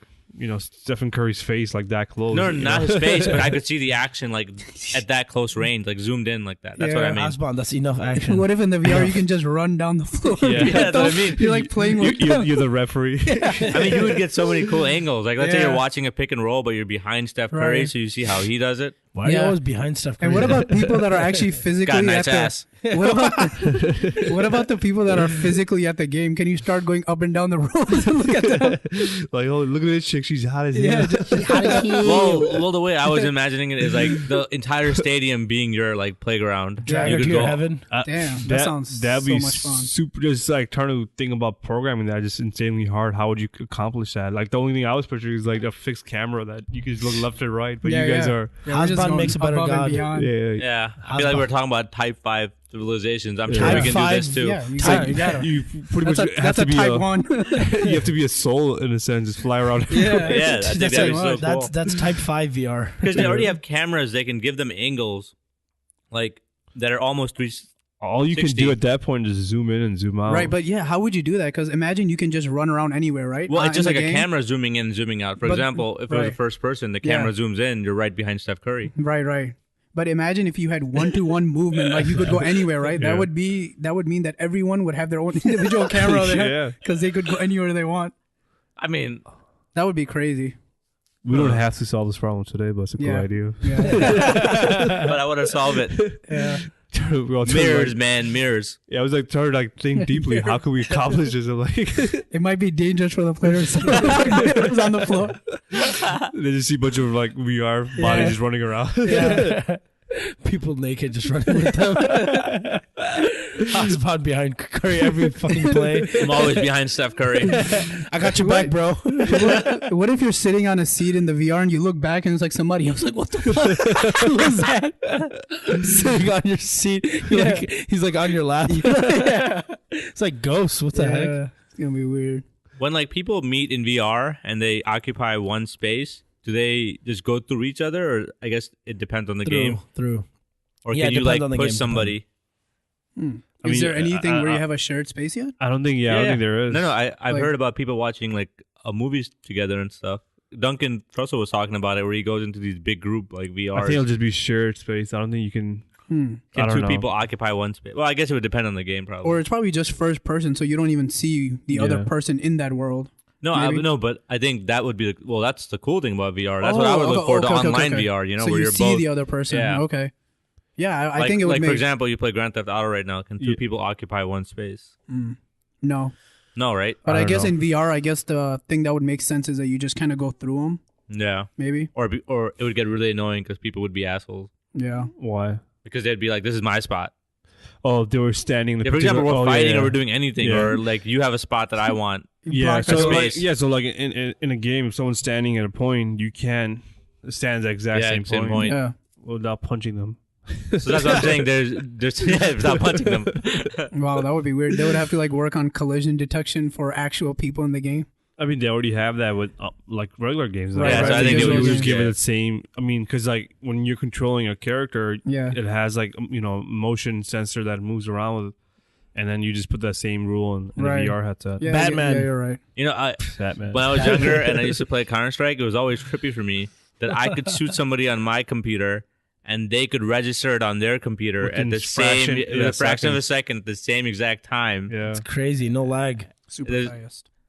yeah. Batman. This just shows you they could be in China and you fire a gun, and Yeah, that shot is literally going at the speed of light. yeah, Holy crap. Wow. not a speed of light, speed of. Well, yeah. Well, less than the speed of light. It can't go the speed of light, but it would be Speed like of bullet. 99.9%. Speed of It'll bullet. just be the speed of the internet connection. I don't know. Yeah. 56 k's. Can't go faster than that. That's what ping is, at least. Pin. Yeah, dog. Bing. That's It's true. like, yeah, if you have 100 If you had megabytes five, per yeah. second, how is Yeah, that yeah. speed of light? Yeah, that's true. I was thinking about like fiber optic and thinking about having the best connection. But, Yeah. but back then I had like cable. 56 kite.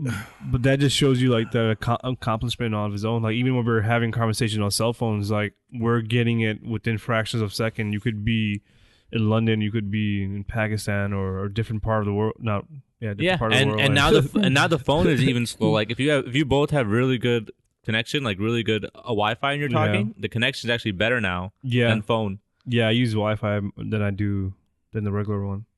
on your Android. Yeah, It's also free, right? yeah, it's free too. Yeah. But at work, I get shitty reception, so I just always stay on Wi-Fi. Mm. Wi-Fi call. But it sucks if I leave my Wi-Fi on and I have the Xfinity thing, so it keeps connecting to stupid places and then disconnecting. And So the internet doesn't work. yeah. So then if you do have a call and if your Wi-Fi is not turned off while I'm at least commuting from the train, then it just becomes a mess. Right, yeah. They got to Yeah. work on that. Yeah. Life problems in 2017. Yeah, Oh, Wi-Fi. I was gonna say, like, you know how we always think about the future. There's a lot of cool, exercises you can do, or like go Google like in the early 1900s what people thought the future would look like, and see some of like the artwork. They have like how people might fly. So instead of airplanes, they didn't know what airplane was. Like before airplanes, what did the vision of human flying is? And it's really cool to see like funny ass artwork, like real artists, like back in the day they were futurists and whatnot, drawing like these cool ideas that didn't make its way here. Right. Yeah, that's awesome. And you see that from Mars too, right? Yeah. How people imagine Mars would be like. Yeah. Like with all these crazy Martians and weird plants and before flora. actual looking rockets that we did make, what were like the concept ideas of rockets that they had? Yeah. It was really fun to look at. That's pretty cool. Just looking in, because think about it, like when airplanes were not made, what did what did we think? How would we fly? I think they had wings sometimes Usually, too. it'll be always ideas of birds associated with it, like wings and like the tail of the bird. So most of the artwork that I saw would be always like the things that are flying. You yawn, no, so loud. Sorry. Don't yawn into the microphone.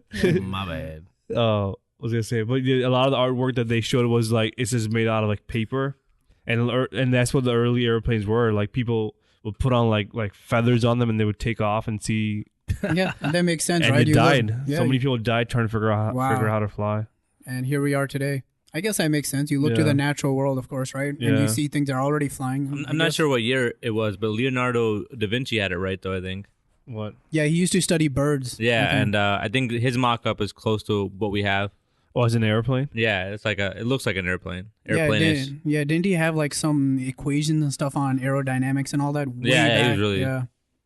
It's crazy, like before Einstein came along, we figured out transistors and stuff like that. Like the idea of computers did not even exist. Yeah. And the ideas of cell phones, computers, that was so far-fetched. You couldn't even think that if you wanted to. Yeah. Right. That's crazy. I was actually watching a video recently on black swan problems, and that's essentially something that you cannot even think of happening in the future.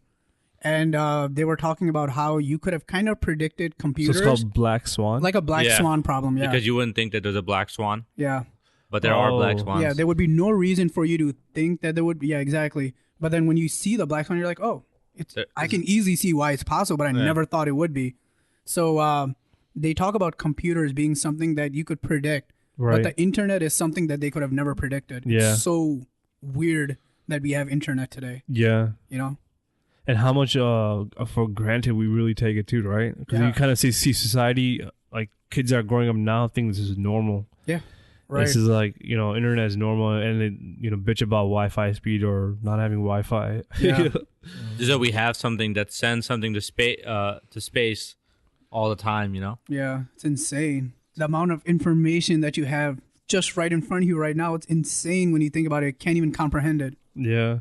And there's was it Vsauce or like is it okay to be smart? Like they were talking about like someone did like a mathematical weight of all the data in the internet. How much would that weigh? And it's just very, very small. Can you Google it real quick? Mm-hmm.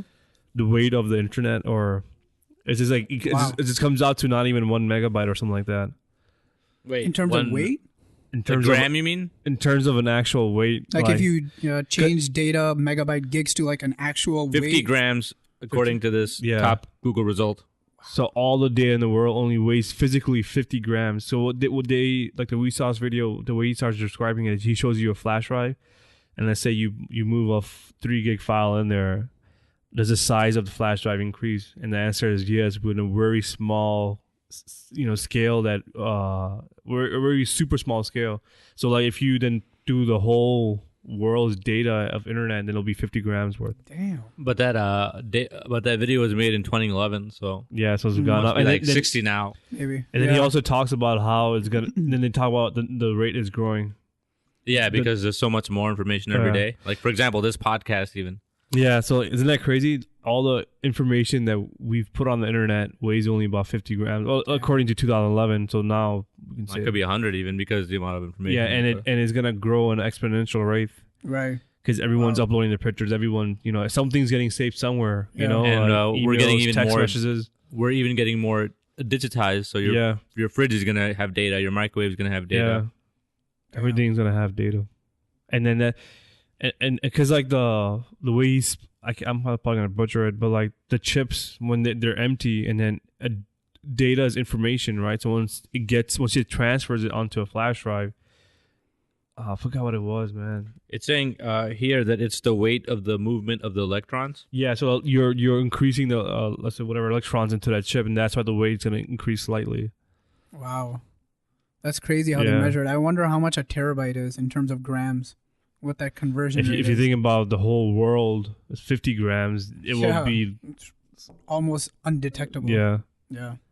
So when you're actually adding stuff to your hard drive, you are actually adding weight, but it's just such a Small minuscule. scale. Yeah. Yeah, but theoretically, you are increasing the weight of even a Yeah. flash drive. Our phones, when we transfer or download music, in our computers, anything. Yeah, but it's just It's so small. insignificant. Yeah. But it just shows you how much data of human knowledge is only worth 50 grams. And then if we lose it, like I feel like it's almost impossible to get it back. Like, you know what I mean? Like if Yeah. it It'd was, be a huge loss. yeah, Probably out of 50, let's be real, what, 45, it has to be all porn. yeah, 45 to 49 Yeah. grams is porn. Probably less than 1 gram is actually useful information. Yeah. Well, the funny, I think we mentioned to you guys a while ago, but like at work, there was one day I was leaving work and I was just picturing like the Matrix. Mic movement. 1, 2. My fat. That's all good. What was I gonna say was I was just picturing like, I was trying to understand like if I could put on the thought that I had was like if I put on a glasses, can I see all the text messages and data flying? Because if you look at Wi-Fi, it just messages flying all over the places, right? Through you, through your body, through the car. If you're sitting in an office, there's just a bunch of data flying through, Wi-Fi, internet everywhere. So you can probably, if someone's smart enough and they are hackers that can, if I buy something on my Wi-Fi from Amazon, right? My credit card number goes flying to Amazon. and someone can intercept that. So you have to encrypt it, right? So you just see a bunch of encryption just flying everywhere. But someone could get in, our smart hackers where they can take that encryption, turn it back, and put it together to your credit card number. But I was just thinking, like, to be real, what is the most data that's flying around? It's just dick pic and porn people are sending, So if you think about it, when someone's streaming porn that or through their Wi-Fi or through the internet is flying from somewhere, and maybe you're just walking through it, and now it's going to their yeah. That's a good thought. It's funny, isn't it? Like you're just driving through a bunch of like dick pics in the highway, right? Getting cock slapped everywhere. Through what's it called? Through Wi-Fi or like digital information, just flying literally through you. Imagine an entity that can see that, and just comes in and just sees all that. Like, what the fuck is going on here? Like if you create a glass, like this is if you created glasses, you put them on, and then you can see all the data flying. Right. Like look how trippy that will look in downtown area where you have these skyscrapers. You just see a bunch of encryption just flying all over the place. Yeah, you could actually visualize it. Yeah, this matrix. This picture matrix numbers like zeros and ones, like bunch of letters just just flying all over the place. Imagine even going further than that, and imagine that every single piece of information, not even just digital, but all information can be tagged. You could even see like cancer sunlight coming down, and it's like tagged cancer. Yeah, you stay away. You dodge it, duck and roll. I was watching a cool video where they were showing what carbon like emissions would look like if we could see them, like the stuff that's coming out of your car all the time. Right. It's so thick and there's so much of it, we just can't see it. What would it look like? Well, they did it. Well, they did it in purple, but it'd be all over because there's cars driving all over. There's planes all over. So if you could see the cloud itself, then it would change your perception of polluting all that shit out there. Yeah, they almost show it like black smoke, right? Yeah, it's so scary looking. Yeah, I think I've seen that. The other thing I was thinking is like, we use Wi-Fi, we use our phones, and there's so much like data coming at us all the time. Like, does it affect us? Like our brains, right? Yeah, does it affect us? Even right now, yeah. But there's just a radio wave. So do radio waves affect us? I mean, I don't know. Probably because we just use like basically all we do is use light to do all this, right? Yeah, that's a good question. I mean, I don't think radio waves would because that. Well, who knows in the future? We're gonna find out. I don't think there's any because people already talk about it now, and usually they're not. But some of the concerns are like cell phones. If you put a cell phone on your head and you're talking, there are some concerns. And they are interacting with your brain, right? So atoms would interact with other atoms, right? Mm-hmm. But I guess that's putting it very. That's something to look into. Yeah, it's a good thought. Would that change? Would that change our evolution in the future? Well, I think that even if we found out that it was causing problems, I don't think we'd stop using them. Yeah. I think we'd try to find out. I mean, there's every time or each year, there's always news articles or, like cell phones causes brain cancer or what's the other? Yeah, brain cancer sounds about right, like tumors and stuff. But I feel like it'd be more prominent, or maybe it is just going to be prominent one day after 20 years of it. We're all going to see these spikes. Because, it started in our time, right? So, like cell phones really took off early 2000s, late 90s. When we were growing up, Yeah, so like we would be the test subjects, I guess. I mean, maybe in the 100 years going forward, we'll see how much. At one point, if there's just so many people using internet and data and that's just flying all over the place, anything of too much is bad for you. So we'll see. This is crazy. So I'm on that Curiosity app, and I just read something about life expectancies around the world. So there's this place that the highest life expectancy right now is of 90, and it's in Monaco. And then the United States is 80, Canada 82, Mexico 76. And then you have places like India and Pakistan are 68, 69. Diet pollution in India, yeah. Chad, some place named Chad is 50. Where is there's that? a 30-year discrepancy between us and them. Chad is in Africa. Damn. That just shows you what technology can do, right? Within 100 years, how much it just increases time in life. Yeah. I wonder if we're going to get to a point where we look back and see how silly it was that we always thought that death was the end. Like we always thought, and death always happened because we thought it was tradition. Everyone dies, and so everyone did. Right. Until we realized, you know what? Why does everyone have to die? Maybe there's a way to stop this. Right, which there's a lot of people I think are working on right now. Yeah. They say that death is just a disease.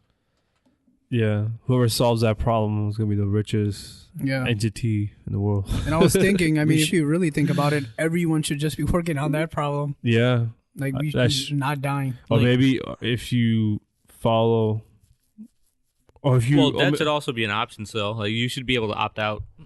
Yeah. yeah, sure. Oh Jesus, I can't remember the short story, but this reminds me of one where there's a future and where death has been solved. No one ever dies anymore. So now you choose when to die. And there's this Do you one have to choose, or yeah, it's thought if you live for a really really long time, yeah, it's thought to be kind of rude that you're still here. Like it comes to a point where it's time for you to leave. right? And the thing is, and your great grandchildren are Right. getting kind of pissed off at you because it's Because they're still alive. yeah, because you're still alive and you're supposed to pass on and move your wealth to the next generation. Right. So they're waiting Because for you would have a lot of accumulated so wealth. much wealth yeah. So and it's, resources. yeah, Is quality of life mentioned in the short story? it's kind of like a utopia essentially. Okay. But then it's dystopic because it comes to that part where you got to choose when to move on. And everyone does. No one lives forever, even though they can.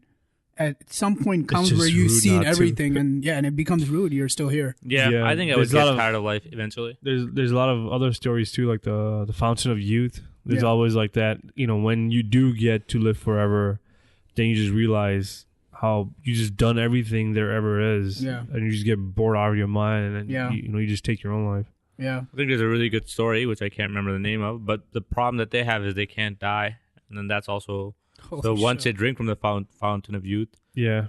and I can't remember the name of the story. How crazy it's is like that? a movie Fountain too. of youth. But yeah, once you Huckleberry drink from that Finn. fountain, you can't die.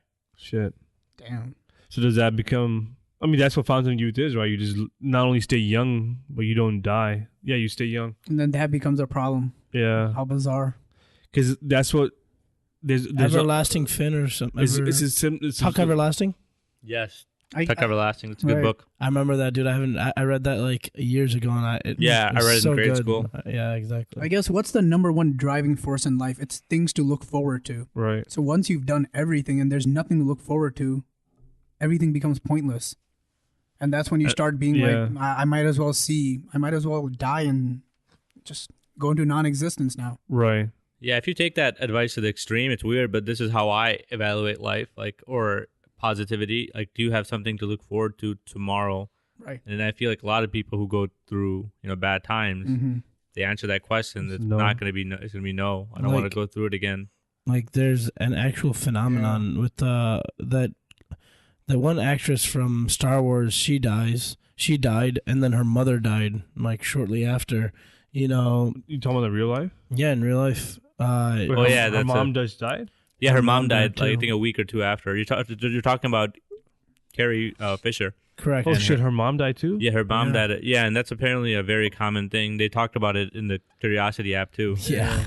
No, I didn't know that her mom died. Yeah, I think because we were a week or at two work. We later- were talking about like, how her mom's still alive. Yeah, and her mom was 90, I think, and Debbie she was Reynolds. Yeah. Debbie Holy Reynolds. shit. So, and that happens with husband wives a lot too. Yeah. Where one dies, and there is some kind of spirit of living. Yeah. I feel like the spirit of living does go away for people. In Shots of Odd, like he did a really, really cool segment on love. He does a lot of his videos are on love too, and he said, "Love is the greatest pain. The day you love someone, you can either one of you is gonna lose one another first, and that's as soon as that's the burden that love comes with. You get to spend whatever odd years with your spouse, but the day you met each other, you are signing up to the greatest pain you're gonna receive in your life. One of you is, That's true. or if you're on your deathbed, poetic and yeah, sad. it is poetic. So like that's what nature is kind of balances way with everything, which is insane. Like the day you meet the love of your life is the day, kind of what we were talking about before. Like the day you wake up is the day you're gonna die, and the same way the day you fall in love is the day you sign a contract of the greatest pain ever. So that's why in relationships when we do have breakups, why does it feel like so much pain and agony and Well, like, you could also take that to your parents, even like Yeah. the people that love you Kids, most, you're gonna family. most likely watch them die. Yeah, any Well, love. parents yeah. especially, because I feel like parents give you some unconditional love that maybe only your spouse will do. Right. But I mean, we have love amongst friends. We have love amongst, spouses, family members, brothers and sisters. Like any love. I just want to plug this really quick. If you Yeah. guys really want to like explore death, there's a show on HBO called 6 Feet Under, Yeah. and like in every episode, somebody dies, and then that's how it starts. Yeah. And they just like And then I just remember there was this one person who lost like their family members or something. Yeah. They're like 38 or 40, and they're like, there's just this age that you get to where people just start dying left and right. Shit, So yeah, that's true. if you think about the math, there's Yeah. gonna be one age on Well, the average that we all hit, one period Just where people friends just start dying. Yeah. It's bizarre, man. Yeah. And Yeah, you it's probably just just a get numb sad to time. that too. Yeah, I mean, I don't know. Yeah, Well, it depends how close you are to those people. I guess we should ask our parents because they probably know people that died like crazy. Yeah. Yeah, you they're know. always telling me, "Oh, do you remember this guy? Do you Yeah, remember my that mom guy?" and dad are always having that I think it was conversation. like 2006, 2007, where there was a point where a lot of the elders in our family were just dying, which is insane, man. It was like every other month someone was dying. Yeah, Papa, mommy. Yeah, they were just, it was weird. Yeah, but I think it is. Yeah, I remember that really vividly. But I think it is On next my mom's level. on my mom's side too. So like, Yeah. My mom's side too. yeah, Yeah. it and was then just, like somebody's gonna be. I think I forgot what show it was, but somebody's gonna be the last to die, right? Yeah. So let's say everyone, let's just say our group right here of us we four. talked about it before. Yeah, I think we talked about it before too. Somebody's gonna be the last one to Yeah. preserve those memories. Yeah. But then when that person goes, it's really over. Another cool poetic thought is that if someone does want to live forever, like physically you can, but how so like you can live through memories. The day that people stop remembering you is the day when you completely get wiped Yeah. out of earth. So Yeah. if you want to live forever, either become a Michael Jordan or Muhammad Ali or But even Jordan probably not because he's basketball. Probably Yeah. Einstein's the only one that I can think of, or like scientists. right, but they're gonna live a lot longer. Okay, yeah. Than normal people. Michael Jackson, I'm just naming popular artists, but like Yeah. people like those names will just live on a really long. Because like Michael Jackson has the highest sell records of all time, so that category is always going to be there, and someone always going to What Google about- it, and then What about Prince? Apparently, they found in his underground. He had like in his basement. He had like a safe that was locked, and only he had the pin to. Yeah. But after his death, they went in and drilled it open, and he has 100 years worth of music that they could release for another century of his. of his music. Yeah. Wow, that's hidden kinda cool. away. A century's worth of music, and he used We all to just don't always. want to die. He used Yeah. to always joke about, "Oh yeah, I haven't released the best of my music yet," Yeah, that's pretty sick. or he just chose not to, or whatever it is. And that's how you live on, 100 years, because And people now- keep remembering you. and now they're gonna Through your keep releasing his. creations, Yeah. They're gonna keep releasing his albums now. Or like, how great of a person he was. Oh, Einstein was this, or George Washington was this. Like that guy's gonna live on forever. Yeah, but it's different with artists, right? Like Yeah. with Prince or something, he can live on through his music, yeah. or somebody through their books that they've written, they can Yeah. live on through that. That's the only way you can, for me, live on forever. Is to do Yeah. something so meaningful that people will always remember you. Like, Yeah, create something Yeah. that will be there even when you're dead. Like, think about like philosophical wise, Socrates. He lives on forever, and he Yeah. always will. Yeah. What's some other famous Aristotle. Yeah, like Buddha. those guys will Did you say always just Pluto? live on. Yeah, I feel like the people in the sciences have a better chance. Like if we look at it from a longer point of view, because Yeah. artists and stuff, culture might change, and Yeah. basketball might not be important, for example. Yeah, but philosophy will be Yeah, always philosophy and like Who and is the greater- sciences or the natural sciences will always be them. Yeah, But we all want to be like remembered like that by even a thought. But Yeah. like how my grandma passed away, yeah. so she was like the only one. She's reliving now through your thoughts. Yeah, exactly. She's alive through my thoughts. But how we're talking about our friends, there's gonna be one last person. Yeah. But she was the last person of her age group, of her let's say about 40 people Right. of that like ancestry. She Yeah. was that last person of that level. Damn. You know what I mean? It's just crazy. It's just a level. It's no big deal. But Would you want to be that person? I hope. Yeah, I mean, who doesn't? I want to live as long as I can. I had this conversation with So- Z. Go on. It's a battle between two things. Would you want to lose so many people and face so many heartbreaks? As long as you're wired, just be careful. Sorry, go ahead. You like for me, I always think like, man, I have so many close friends, so many close family members. Like, would I want to face all those deaths, putting Right. all those people in the ground? what would be left of you after so much heartbreak? You know, I mean, would you want to be that person? I beat on this word a lot, but through a cosmic perspective, I think you can kind of get over it, go over it and find something, humble about it. Well, I think grief is a factor that kills you. So, like, I didn't really understand grief until my dad went through the death of his mom. Yeah. But it's a physical reaction that you have, like something that your body goes through, which can take up to 90 days. Right. Right. So I just thought grief is just being sad. Yeah. But it's a physical process, and if you have to go through it again and again. That, especially when like let's say your mom and dad died and you were already sick, you can only that grief might eat at your health. And what's crazy is like it's not like no matter what we do, but like it's more important like just to value time. Like it's so short. People when they're gone, they just get wiped out. Like they're wiped from the timeline. Like their time is up and now they're gone. So just more important how we utilize and manage that time, and just put more positivity back into the world. How long do you want to live? I'll be happy if I make it to 75. Yep.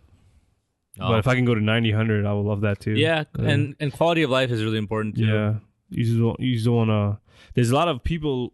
When I used to work at Carson's, like there's a lady that would come. She was like 95, and she's doing her own shopping, walking around. Like, damn, yeah, that's impressive. Like, damn, that's amazing. And then she would tell her, I'm 95. I'm like, holy shit. I tell her everybody too. But now with VR, quality of life is less important because even if you were paralyzed, you could just go in VR at least and then live the normal life or at least you're not stuck in a It's so much better than not having it. Yeah, it's weird. That reminds me. Did you watch that Black Mirror episode, the last one about afterlife?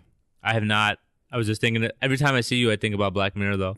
Yeah, that's good because that's a trippy ass episode. Have you finished it, man? After that first one, I watched all of them. Yeah, I feel like after that one episode, it's too strong, man. Yeah, that was a crazy. I loved it though. It was just great. Where they put a chip in his head. It's just an emotional roller coaster, like. And then he was just screaming, "Get me out! Get me out!" Yeah. And it was just like the scariest thing. If you've ever been on a trip before, that's why it's like a trip going bad.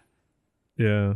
And so the final episode of the season, it's about afterlife, and they bring that twist in towards the end, and you have these people a lot older, they're dying, but in that virtual world they're in, they're like young, they're like 20, 30, but they're actually like 90, they're on their deathbed. Holy shit. And then you realize that they're actually trialing an afterlife. There's so many different afterlives to choose from.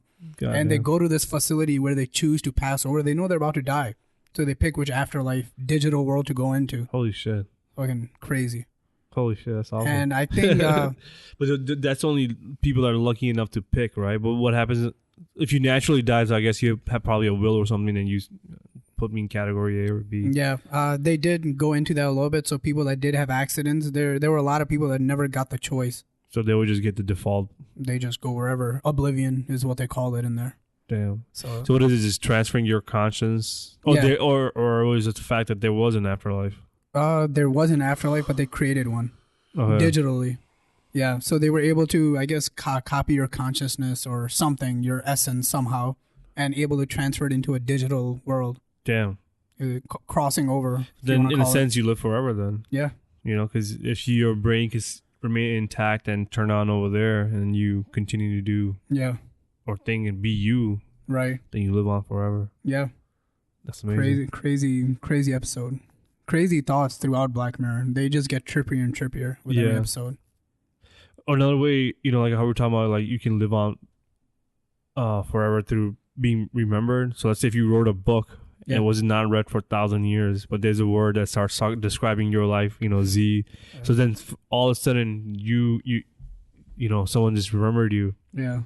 Or there's a picture of you and that picture goes into their head, because all we are at the end of the day is information, right? Mm-hmm. So let's say if no one has been in touch with your visual picture and like your story or your, let's say, video, and someone watches your video 1,000 years later, then your information, which is you, gets turned on 1,000 years later. Yeah, that's nuts. It's insane, right? Yeah, it is. And imagine if we can copy like yours or Osbon's exact atomic structure and just have all the data ready. Even after you die in the future, when we get the tech, we can just recreate that data. And I wonder who that person would be. would you just come back to life and be like, whoa, where have I been? Yeah. Where did I go? If you can't tell a difference, then Yeah, because that's like falling asleep for like Yeah. That would 1,000 be years. dope. yeah. You just got resurrected. But there's something cool I find about that thought. Like this kind of for me poetic and so if someone saw a picture of mine in 1,000 years, then my information that transpired to get that picture taken Yeah, gets activated by someone 1,000 years later. yeah, that's crazy. Bizarre. Picture, yeah. Yeah, I don't know why, but that gives me like I don't know, inside. That sounds weird, but it does make me a little happier knowing that if I did something that Meaningful in life. meaningful people would like. That's where I go I don't know with why this. it gives Yeah. me like contentness. I don't know if that's what Like, if that's even a word. Yeah, like Gandhi, for example, like or Martin Luther King, people have done really like good things to move the human progress forward. Like if you left that way and someone recalls you because of your good work, that's how you should live on for. Like in the same way how Hitler will be live on because of all the even evil. evil. But you would want it to be good. Just to not counter that, but to add on to it, even small acts so it can live on. Let's say you did something. It's not just one little thing, but you did like 100 things for your daughter. Yeah. To like grow up a certain way that she really helped the world. Right. Or whatever she's doing, she's actually living out your methods or your values or so on. Right. So it's not in the same way where you're getting fame, but Right. you are still having an impact in the world even though you're gone. Right. And everything she might give to other people. And just take might that be those shared tenfold, like values. what I'm trying to do with my daughter, and then how she hangs out with her friends, Yeah, exactly. and how those friends hang out with their parents. If they're like dominant values, for example. Yeah, so if we just picture the world that way, so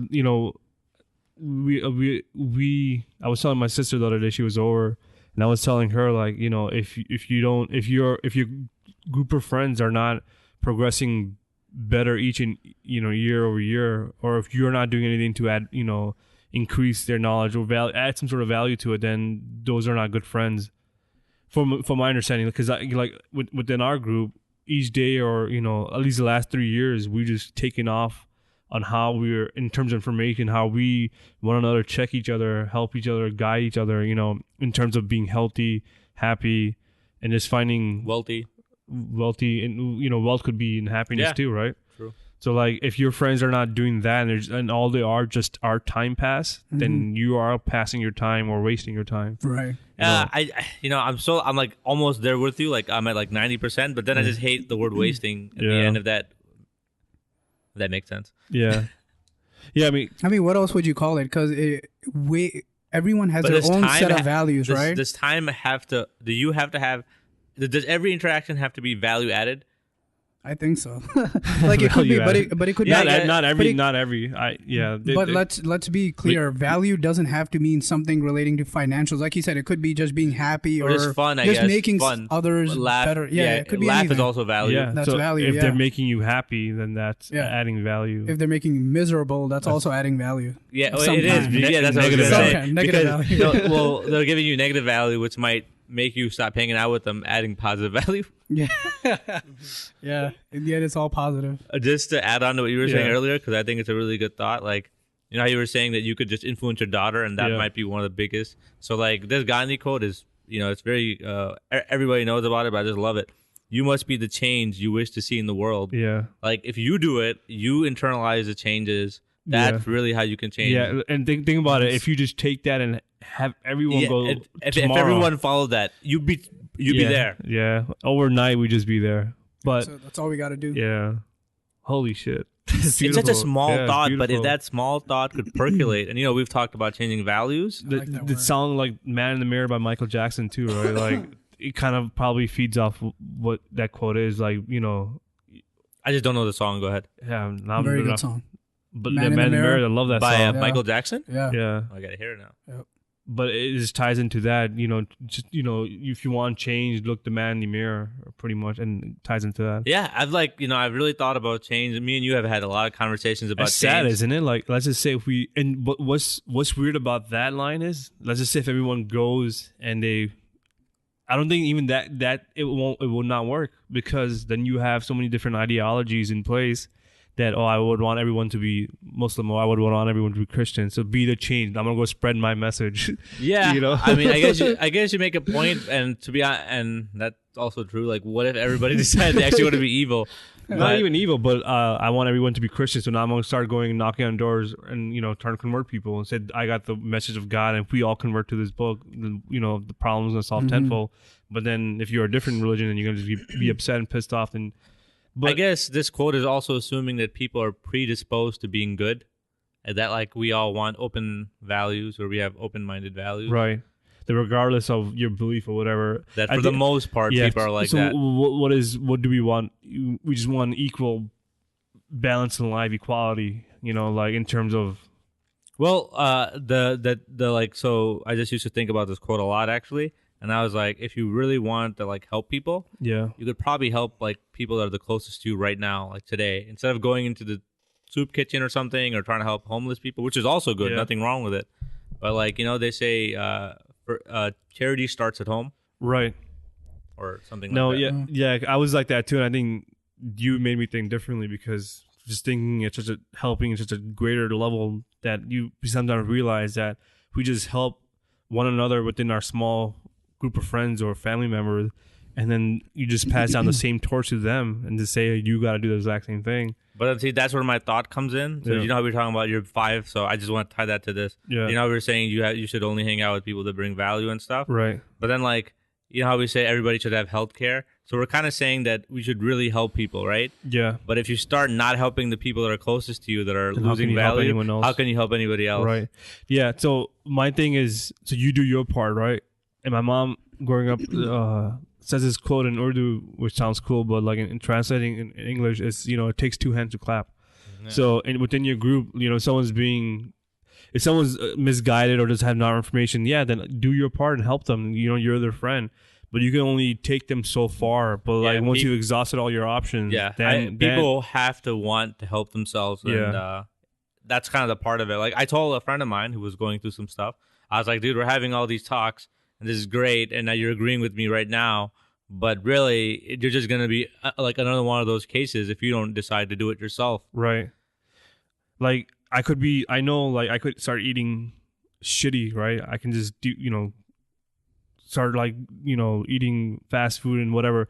I think one of you would self-check me at one point, like, dude, what are you doing with your life? There's this cool check and balance system that we have in our friendship. Yeah, I don't think we let each other get too fat. Yeah, and then we would help guide one another, and talk to, and that's what friends are for, right? Sometimes, or if someone gets really sad or depressed, being there and helping them guide and come out better, mentally than get lost. But I just feel like friends have to grow. You know how they're saying, you should grow as a person, but I feel like the people that you're hanging out with also need to grow, become more adults, like understand reality, understand the cosmos, like that kind of helps you. For me, helps everyone. I agree with it. I think the only reason I even like restrict myself a little bit is just like I just don't want people that hear this to think that you're going to just leave your friend behind now. Yeah. No, yeah, that's, you don't. But yeah. For 95% of that part, I'd really believe you, because you can only hang out with those people for so long. I mean, there's people that I was hanging out with every day 5-6 years ago that I barely see once or twice a year now. And it's just, once you're married, at least for me, now I have a kid, my time is just so damn limited that I can't make time for everyone. And what the sad part is life happens. You stop communicating, you don't text for a week, and it goes to 3 weeks, and it goes to a month. And like, holy shit, I haven't seen this guy for 6 months or a year, or like, and then we were at one point we were just buds, and life just happens, man. And there's some friends who like you're not super close with, but even throughout those 5-10 years, you just kept texting each other a little bit, or just 1 or 2 messages every time. You still maintain somehow. Those are all the trippy conversations too, because it's just like you totally forgot about them, and boom, and they come in your life. Like, holy shit, so much memories come back. It's just like we don't hang out at a hookah bar anymore, but this is where we used to have these talks before, but we've kind of outgrown that, and unfortunately we're not going to spend certain time with individuals who spend more time there, because we don't do that anymore. We don't think it's good for our health. Now, we're not being bad friends. They're doing what they want to do. We're doing what we want to do. And we lost just don't clash. a couple of friends because of that. Not lost them. We just don't stopped interact hanging with out. them as much, and we probably would be interacting with them almost as much if not for that one thing that they kept doing that we didn't keep doing. Right, which is a game changer, isn't it? Yeah. So we all picked a life habit together. But we all chose health then, you know? Yeah. We all chose that being healthy is really important to all of us. Right. Or like sometimes when you start working out in the morning, that also changes who you hang out with. Because like if you work out in the morning, you got to wake up 5, 4 sometimes. Then you go do your work. Then you come home, you got to eat. Then you got to go to bed at 9, you know? Shaz can talk about that, but he went to the restroom. No, we're just talking about working out. How about, you know, like just improving on your when we choose to improve on our life, sometimes we have to give up things. Mm-hmm. And like, you know, when we work out, especially if you choose to work out in the morning. Yeah. Shaz has to be up in like 5 hours to go to the gym. Yeah, that's why he's kind of tired right now. Yeah. Yeah, there's definitely a sacrifice with anything. Very generic answer that actually works. It works though. I just woke up, man. I just came to my mind. He's making a sacrifice right now. Life's a give and take, guys. Yeah. Yep. What's hilarious is like, never mind. We'll talk about it offline. Yeah, when I have a work schedule that's kind of based, so I can stay up a little like later. But like I think you have to wake up super early. If I had to wake up when you did, I don't think I'd be able to do this podcast, for example. Yeah. Or you just stay up. Like for me, like what sucks is I don't sleep enough. Yeah, you're just used to it. You're wild. I'm an idiot. But it's good that. But I am gonna pay the price for that in the future. You know, if you don't sleep on time, your brain needs an 8-hour rest. Yeah, and you know you can't make it up. People think you can just make it up over the weekend, but that's not how it works. The sleep you lose, it stays with you for the rest of your life. Yeah, and it catches up to you when you get old. And I'm definitely gonna pay the price when I get there. So I'm just I'm just ruining my longevity. Now some people can actually get away with like 5 hours of sleep, right? But some people need 7. So everybody doesn't need that same amount of sleep. Like, what do you feel like Where do you? How do you feel when you wake up? I like sometimes, but as soon as I get to work, I'm fine. But just morning, yeah. Like grogginess takes a while to get over. Yeah. But I do have to have like 5 alarms to go off. Okay, then you are a deep sleeper. So you're not naturally. You're not naturally waking up. From what I know, yeah. Hell no. So that's how you figure out if you're getting the right amount of sleep or not. When you naturally wake up, then you've had the sleep you need. But if you need alarms like 5, you're definitely missing out on sleep. I naturally wake up by 6, dude. And like sometimes I won't even have my alarm. But even if I do have my alarm, dude, I'm so energized. I'm so ready to go. Yeah, I'm doing this natural sleep thing too nowadays, but sometimes I sleep too much. Really? You wake up as a nude. Oh yeah, shit! I used to be at like 6-7 hours before, and now if I just let myself wake up, I can go to 9. Yeah, that's when it gets bad. Actually, once you go over sleep, 7.5 and 8, too much sleep is bad too. You go to the peak. I feel tired those days. You might the not days wake I feel up. best is when it's like 7:30, 7.5 to 8 hours. Right, it's strange. Actually, when you get like, for instance, for me, if I get 9 hours of sleep, I feel worse. I feel lethargic. I'd rather have like 4 hours rather than have 9. 4 hours, you're kind of wired though. It's kind of cool. Yeah, that works. It's like 90-minute increments. Yeah, that's how it all works. works. For me, like my average sleep is about 6. I would like to get 6? it up that's to good. That's 6 better is than good. Yeah. Yeah, so I will fall asleep. Actually, that's not. So you're all right then. You're not that bad. But sometimes when I stay up till 1, you have no problems. You've been diagnosed. No, but back in the day when I was doing like multiple jobs, I was only sleeping like 3-4 hours. Dude, that was the worst. Yeah, there's no way that's. How does that? Well, he was sleeping like 2 hours a night when he had his things going on. Yeah. Wow. It was insane. People are probably wondering what the fuck was going on there. He's only getting 2 hours. I don't know what he wants to talk about it with his personal life. I'm just saying. I'll let him say it. My life. But he just had 2 jobs. It's that simple. Yeah, I had 2 jobs. Yeah. Z, do you even sleep? Yeah, I sleep 6 hours every day. You have like the weirdest What time do you schedule, sleep? man. 3 o'clock sometimes. It just depends. Usually, you stay up really late?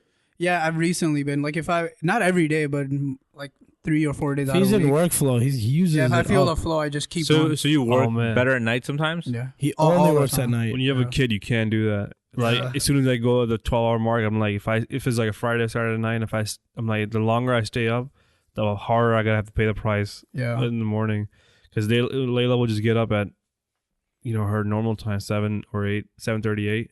And when she gets up, and if I slept at 3, I'm a zombie, dude. Like, and she always sleeps at her time, right? You like never wake her up. She's always on her sleep. Yeah.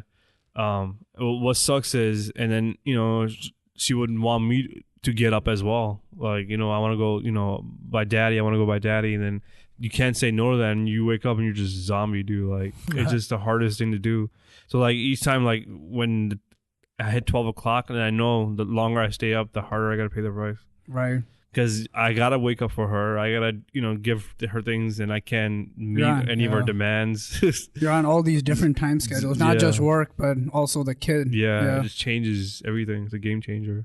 And plus, having a kid, you come home, you have to devote your time to them. And until she goes to sleep, then, I can work on my own side projects or, work on the stuff for the podcast. And when I get that going, then I only have X amount of time to watch the TV show. So, like this year, I just completely cut off the Bulls. I went from being a diehard fan to only watching like 5 games. Maybe. It was a good move, though. This season, especially, but yeah, sports are a pretty big like waste of time if you really think about it. But they're not really, in my opinion, they're not. I love Bulls basketball. I think right now it's a waste of time. No, I actually still enjoy it, but at the same time, I'm like, man, I'm sure I could be using this time more. Yeah, or better. No, I just watch highlights now. Highlights, yeah. I don't even watch games. I started watching that, and that kind of fills my same satisfaction that I had. Yeah, there's not enough time on day. Right, those 9-minute highlights that they put on YouTube are pretty good now. Yeah, those are pretty good. They really condense the game down. Or Facebook. I don't know if you have like follow Bulls on Facebook. No. I do. They've been heavily promoting like Facebook live videos. So they within a quarter they do recaps within a quarter. Oh, really? Nice. Yeah. You could just kind of watch. Yeah, so they're giving you live updates, live feeds, or if someone does some crazy dunk, or they give you not live, I'm sorry, but within like 5 minutes they'll have a video out. Yeah, so one thing I have is that Comcast where I don't have to watch the ad, so I just pause the first hour of the broadcast. Yeah. And then I can just watch the game in its entirety. That's the best feeling. Because think about how much time you waste on ads. Yeah. Yeah. I did that last year. I watched every game. That's pretty crazy. Yeah, I would record every game. I would try to stay away from social media. Yeah. And you guys, I would annoy the hell out of you guys not to, say anything. Couldn't even talk. Yeah, we were assholes. Sorry about that. Couldn't even be friends and like talk about a game. Because I was like 3 games. I was like 3 days behind a game. Did you ever catch up? I saw all the games, yeah. Oh, you did? Okay. Yeah, but I feel like if I saw 80, I'd be like, fuck it, I just got to watch the last two. But there were times where you guys would spoil it for me and say we lost. I was just still fast forward and watch the game. Yeah, that is, I don't know why. It's just weird with games. With movies, it just makes sense. Yeah. That's just how we are. Yeah. But with games, you never think of it that way. Well, that's how much I enjoyed it. Right. So. But you also enjoy the suspense. You know what I mean? Like, I don't like watching a basketball game as much when I know the score. Yeah. I really like that thriller with like what they win. Yeah, it's that whole life factor because when you're watching a movie or a TV show, it's been made and it's going to be shown at different times. But sports, it's happening right now, real. Yeah. Like you go to the stadium, it's actually happening. That's true. Like when Derrick Rose hit that 3, like that feeling. How crazy is it to know it's live? But if we already knew that happened, it wouldn't have been. It's not the same. Yeah. You're not. So Ali's just hoping for that moment every game. Pretty much. Pretty sad. Please happen. Please happen. That should happen. Could have just asked us. Yeah, right. Save me the pain and agony. Hey, Ali, watch this game. Don't get your expectations too high. Ali, you don't need to watch this one. Everyone dies. Just Just kidding. They all lose. Before we part our ways with this podcast, next time we're gonna be back on. We're gonna have Trump's gonna be elected. Yeah. I mean, he's already elected, but he's gonna be our not president-elect anymore. He's gonna be the president. So this could be the final podcast. Yeah, guys. We might not be back. United States of Russia. But yeah, it's gonna be interesting to see this Friday. Are you guys gonna watch his inauguration? Yeah. Or whatever? Yeah, You have definitely. to. He's going to go ham. I think it's gonna be everywhere. You can't miss it. It isn't even like WWE, man. It's like Yeah. Didn't he call CNN fake news? Yeah. Until that dude like shut up. He wouldn't even answer the question. He's like, "You're fake news." He's just ignoring it. That was He's like, awesome. Mr. It President. was awesome, but it turned out that news story wasn't as fake as you said. Yeah, but then it's also scary that the press is the check and balance on the government, and then if he's gonna be that, on top of that, he paid people to be there and applaud his jokes and stuff like that. Did you guys notice that? Yeah, well, I read that. I don't know how true it is, but yeah, That's I do remember true? reading that. Yeah, Oh my God. because like there was points where he said something and people were applauding, and I'm like, what kind of press is applauding his? You're neutral. Yeah, it's true. It's a press. The press is. It sounded like there was like people at the convention. It was the press that was there. I actually watched it because I'm a nerd. Yeah, But I do remember that part. I was like, why are they clapping? yeah, and it was not like it was not like only like 3 people clapping, because that's what you will get if it was a true pro press for Trump. But it was like a handful of people applauding and like laughing. Jesus. And when he did that, and then what they found out was that he paid people to be there to take his side, because he had a few jokes or something he lined up, and so then that kind of feeds into the people that are watching it are saying, oh, a lot of people agree with him. Yeah. You know? It's pretty, dude, he's smart as hell. Yeah. He's the smartest man in the world right now. I mean, he was smart or unethical? Where do you draw the line? He trumped everyone, man. He's the president of the United States of America. Unethical. Like, who would do that, right? Yeah. Why would you pay the press to take you, it's He's all propaganda. pretty much manipulating the American people. I mean, honestly, that's what politics is. Yeah. Trump just took it to another level. Yeah. I think we always say that, I think Hasban was saying how hilarious it is that the default state for politicians is being corrupt. Yeah. And then when we our jobs, and we accept corruptness, but how much, like what's the tipping point? But it looks like there is no tipping point, because we're letting everything happen. The more corrupt and the more we pick them. Yeah, there's gonna be a lot of protests too. Yeah. Supposedly on New York, there's gonna be a huge protest by his Trump Tower. Oh, really? Yeah, it makes sense. Even like the mayor of New York is gonna be in that protest or something. I was reading. Like, what are they protesting though? Trump. Just Trump him being elected, like just being alive. Him being elected democratically. Isn't he like 76? Maybe his policies. You could. I think I would say now has to be his policies. Like, he is the president. You can't say that he's not. Yeah, he appointed someone as the head of what? I don't know, was it DEA or what it was that said that we were talking about this. Jeff. He's like Jeff Sessions. Jeff Sessions. People should be afraid of this guy. He said I don't know why a good person would want to smoke marijuana. So he's like really anti-drug.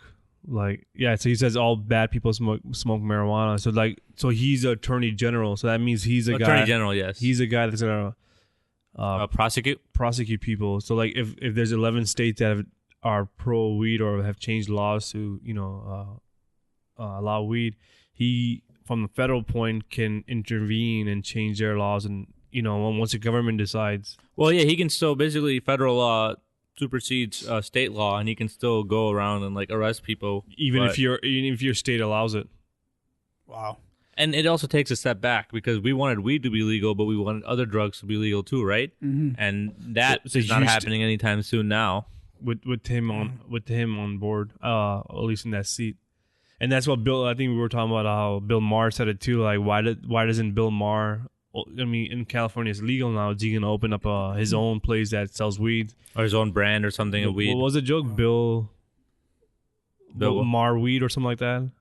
I forgot what he said. Like, he said marijuana or something. Yeah, like marijuana or something like that. Like that he could brand, and he's like, no, like he's like, even within states that are illegal, federal government can intervene anytime, because it's not illegal. Damn. In a federal level. So even if the states say it's legal here, if Trump has something out for Bill Maher, he can go arrest him. Yeah. So with this election, not only is there the danger of him undoing our future, but also all the work that's been done in the recent past, right? Yeah, but to be fair to Trump, Obama was also doing that. Doing all these different ways. Yeah, he was going to states where weed was legalized, and he was. Yeah, that's true. So I mean, Obama was doing it too. So fuck him for that. Yeah, but maybe with him it's gonna be a different. Yeah, it's gonna be worse. The fear is it could be a lot worse. Yeah. And it just like we're taking another giant step backwards, man. Like it sucks. Yeah. But hopefully we're more optimistic in the next podcast. Cool. But if you guys haven't already, we talked. Please check us out on Facebook.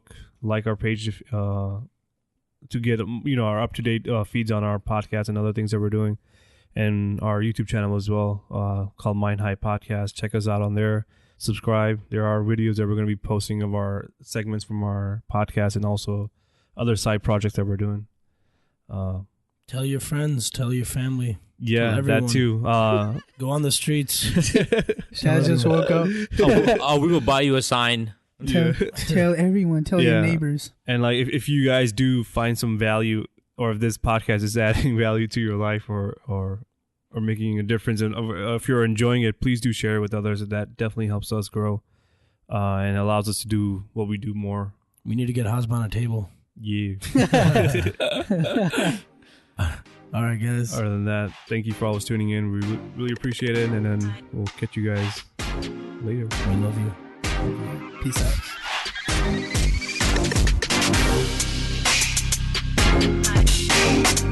Thank you.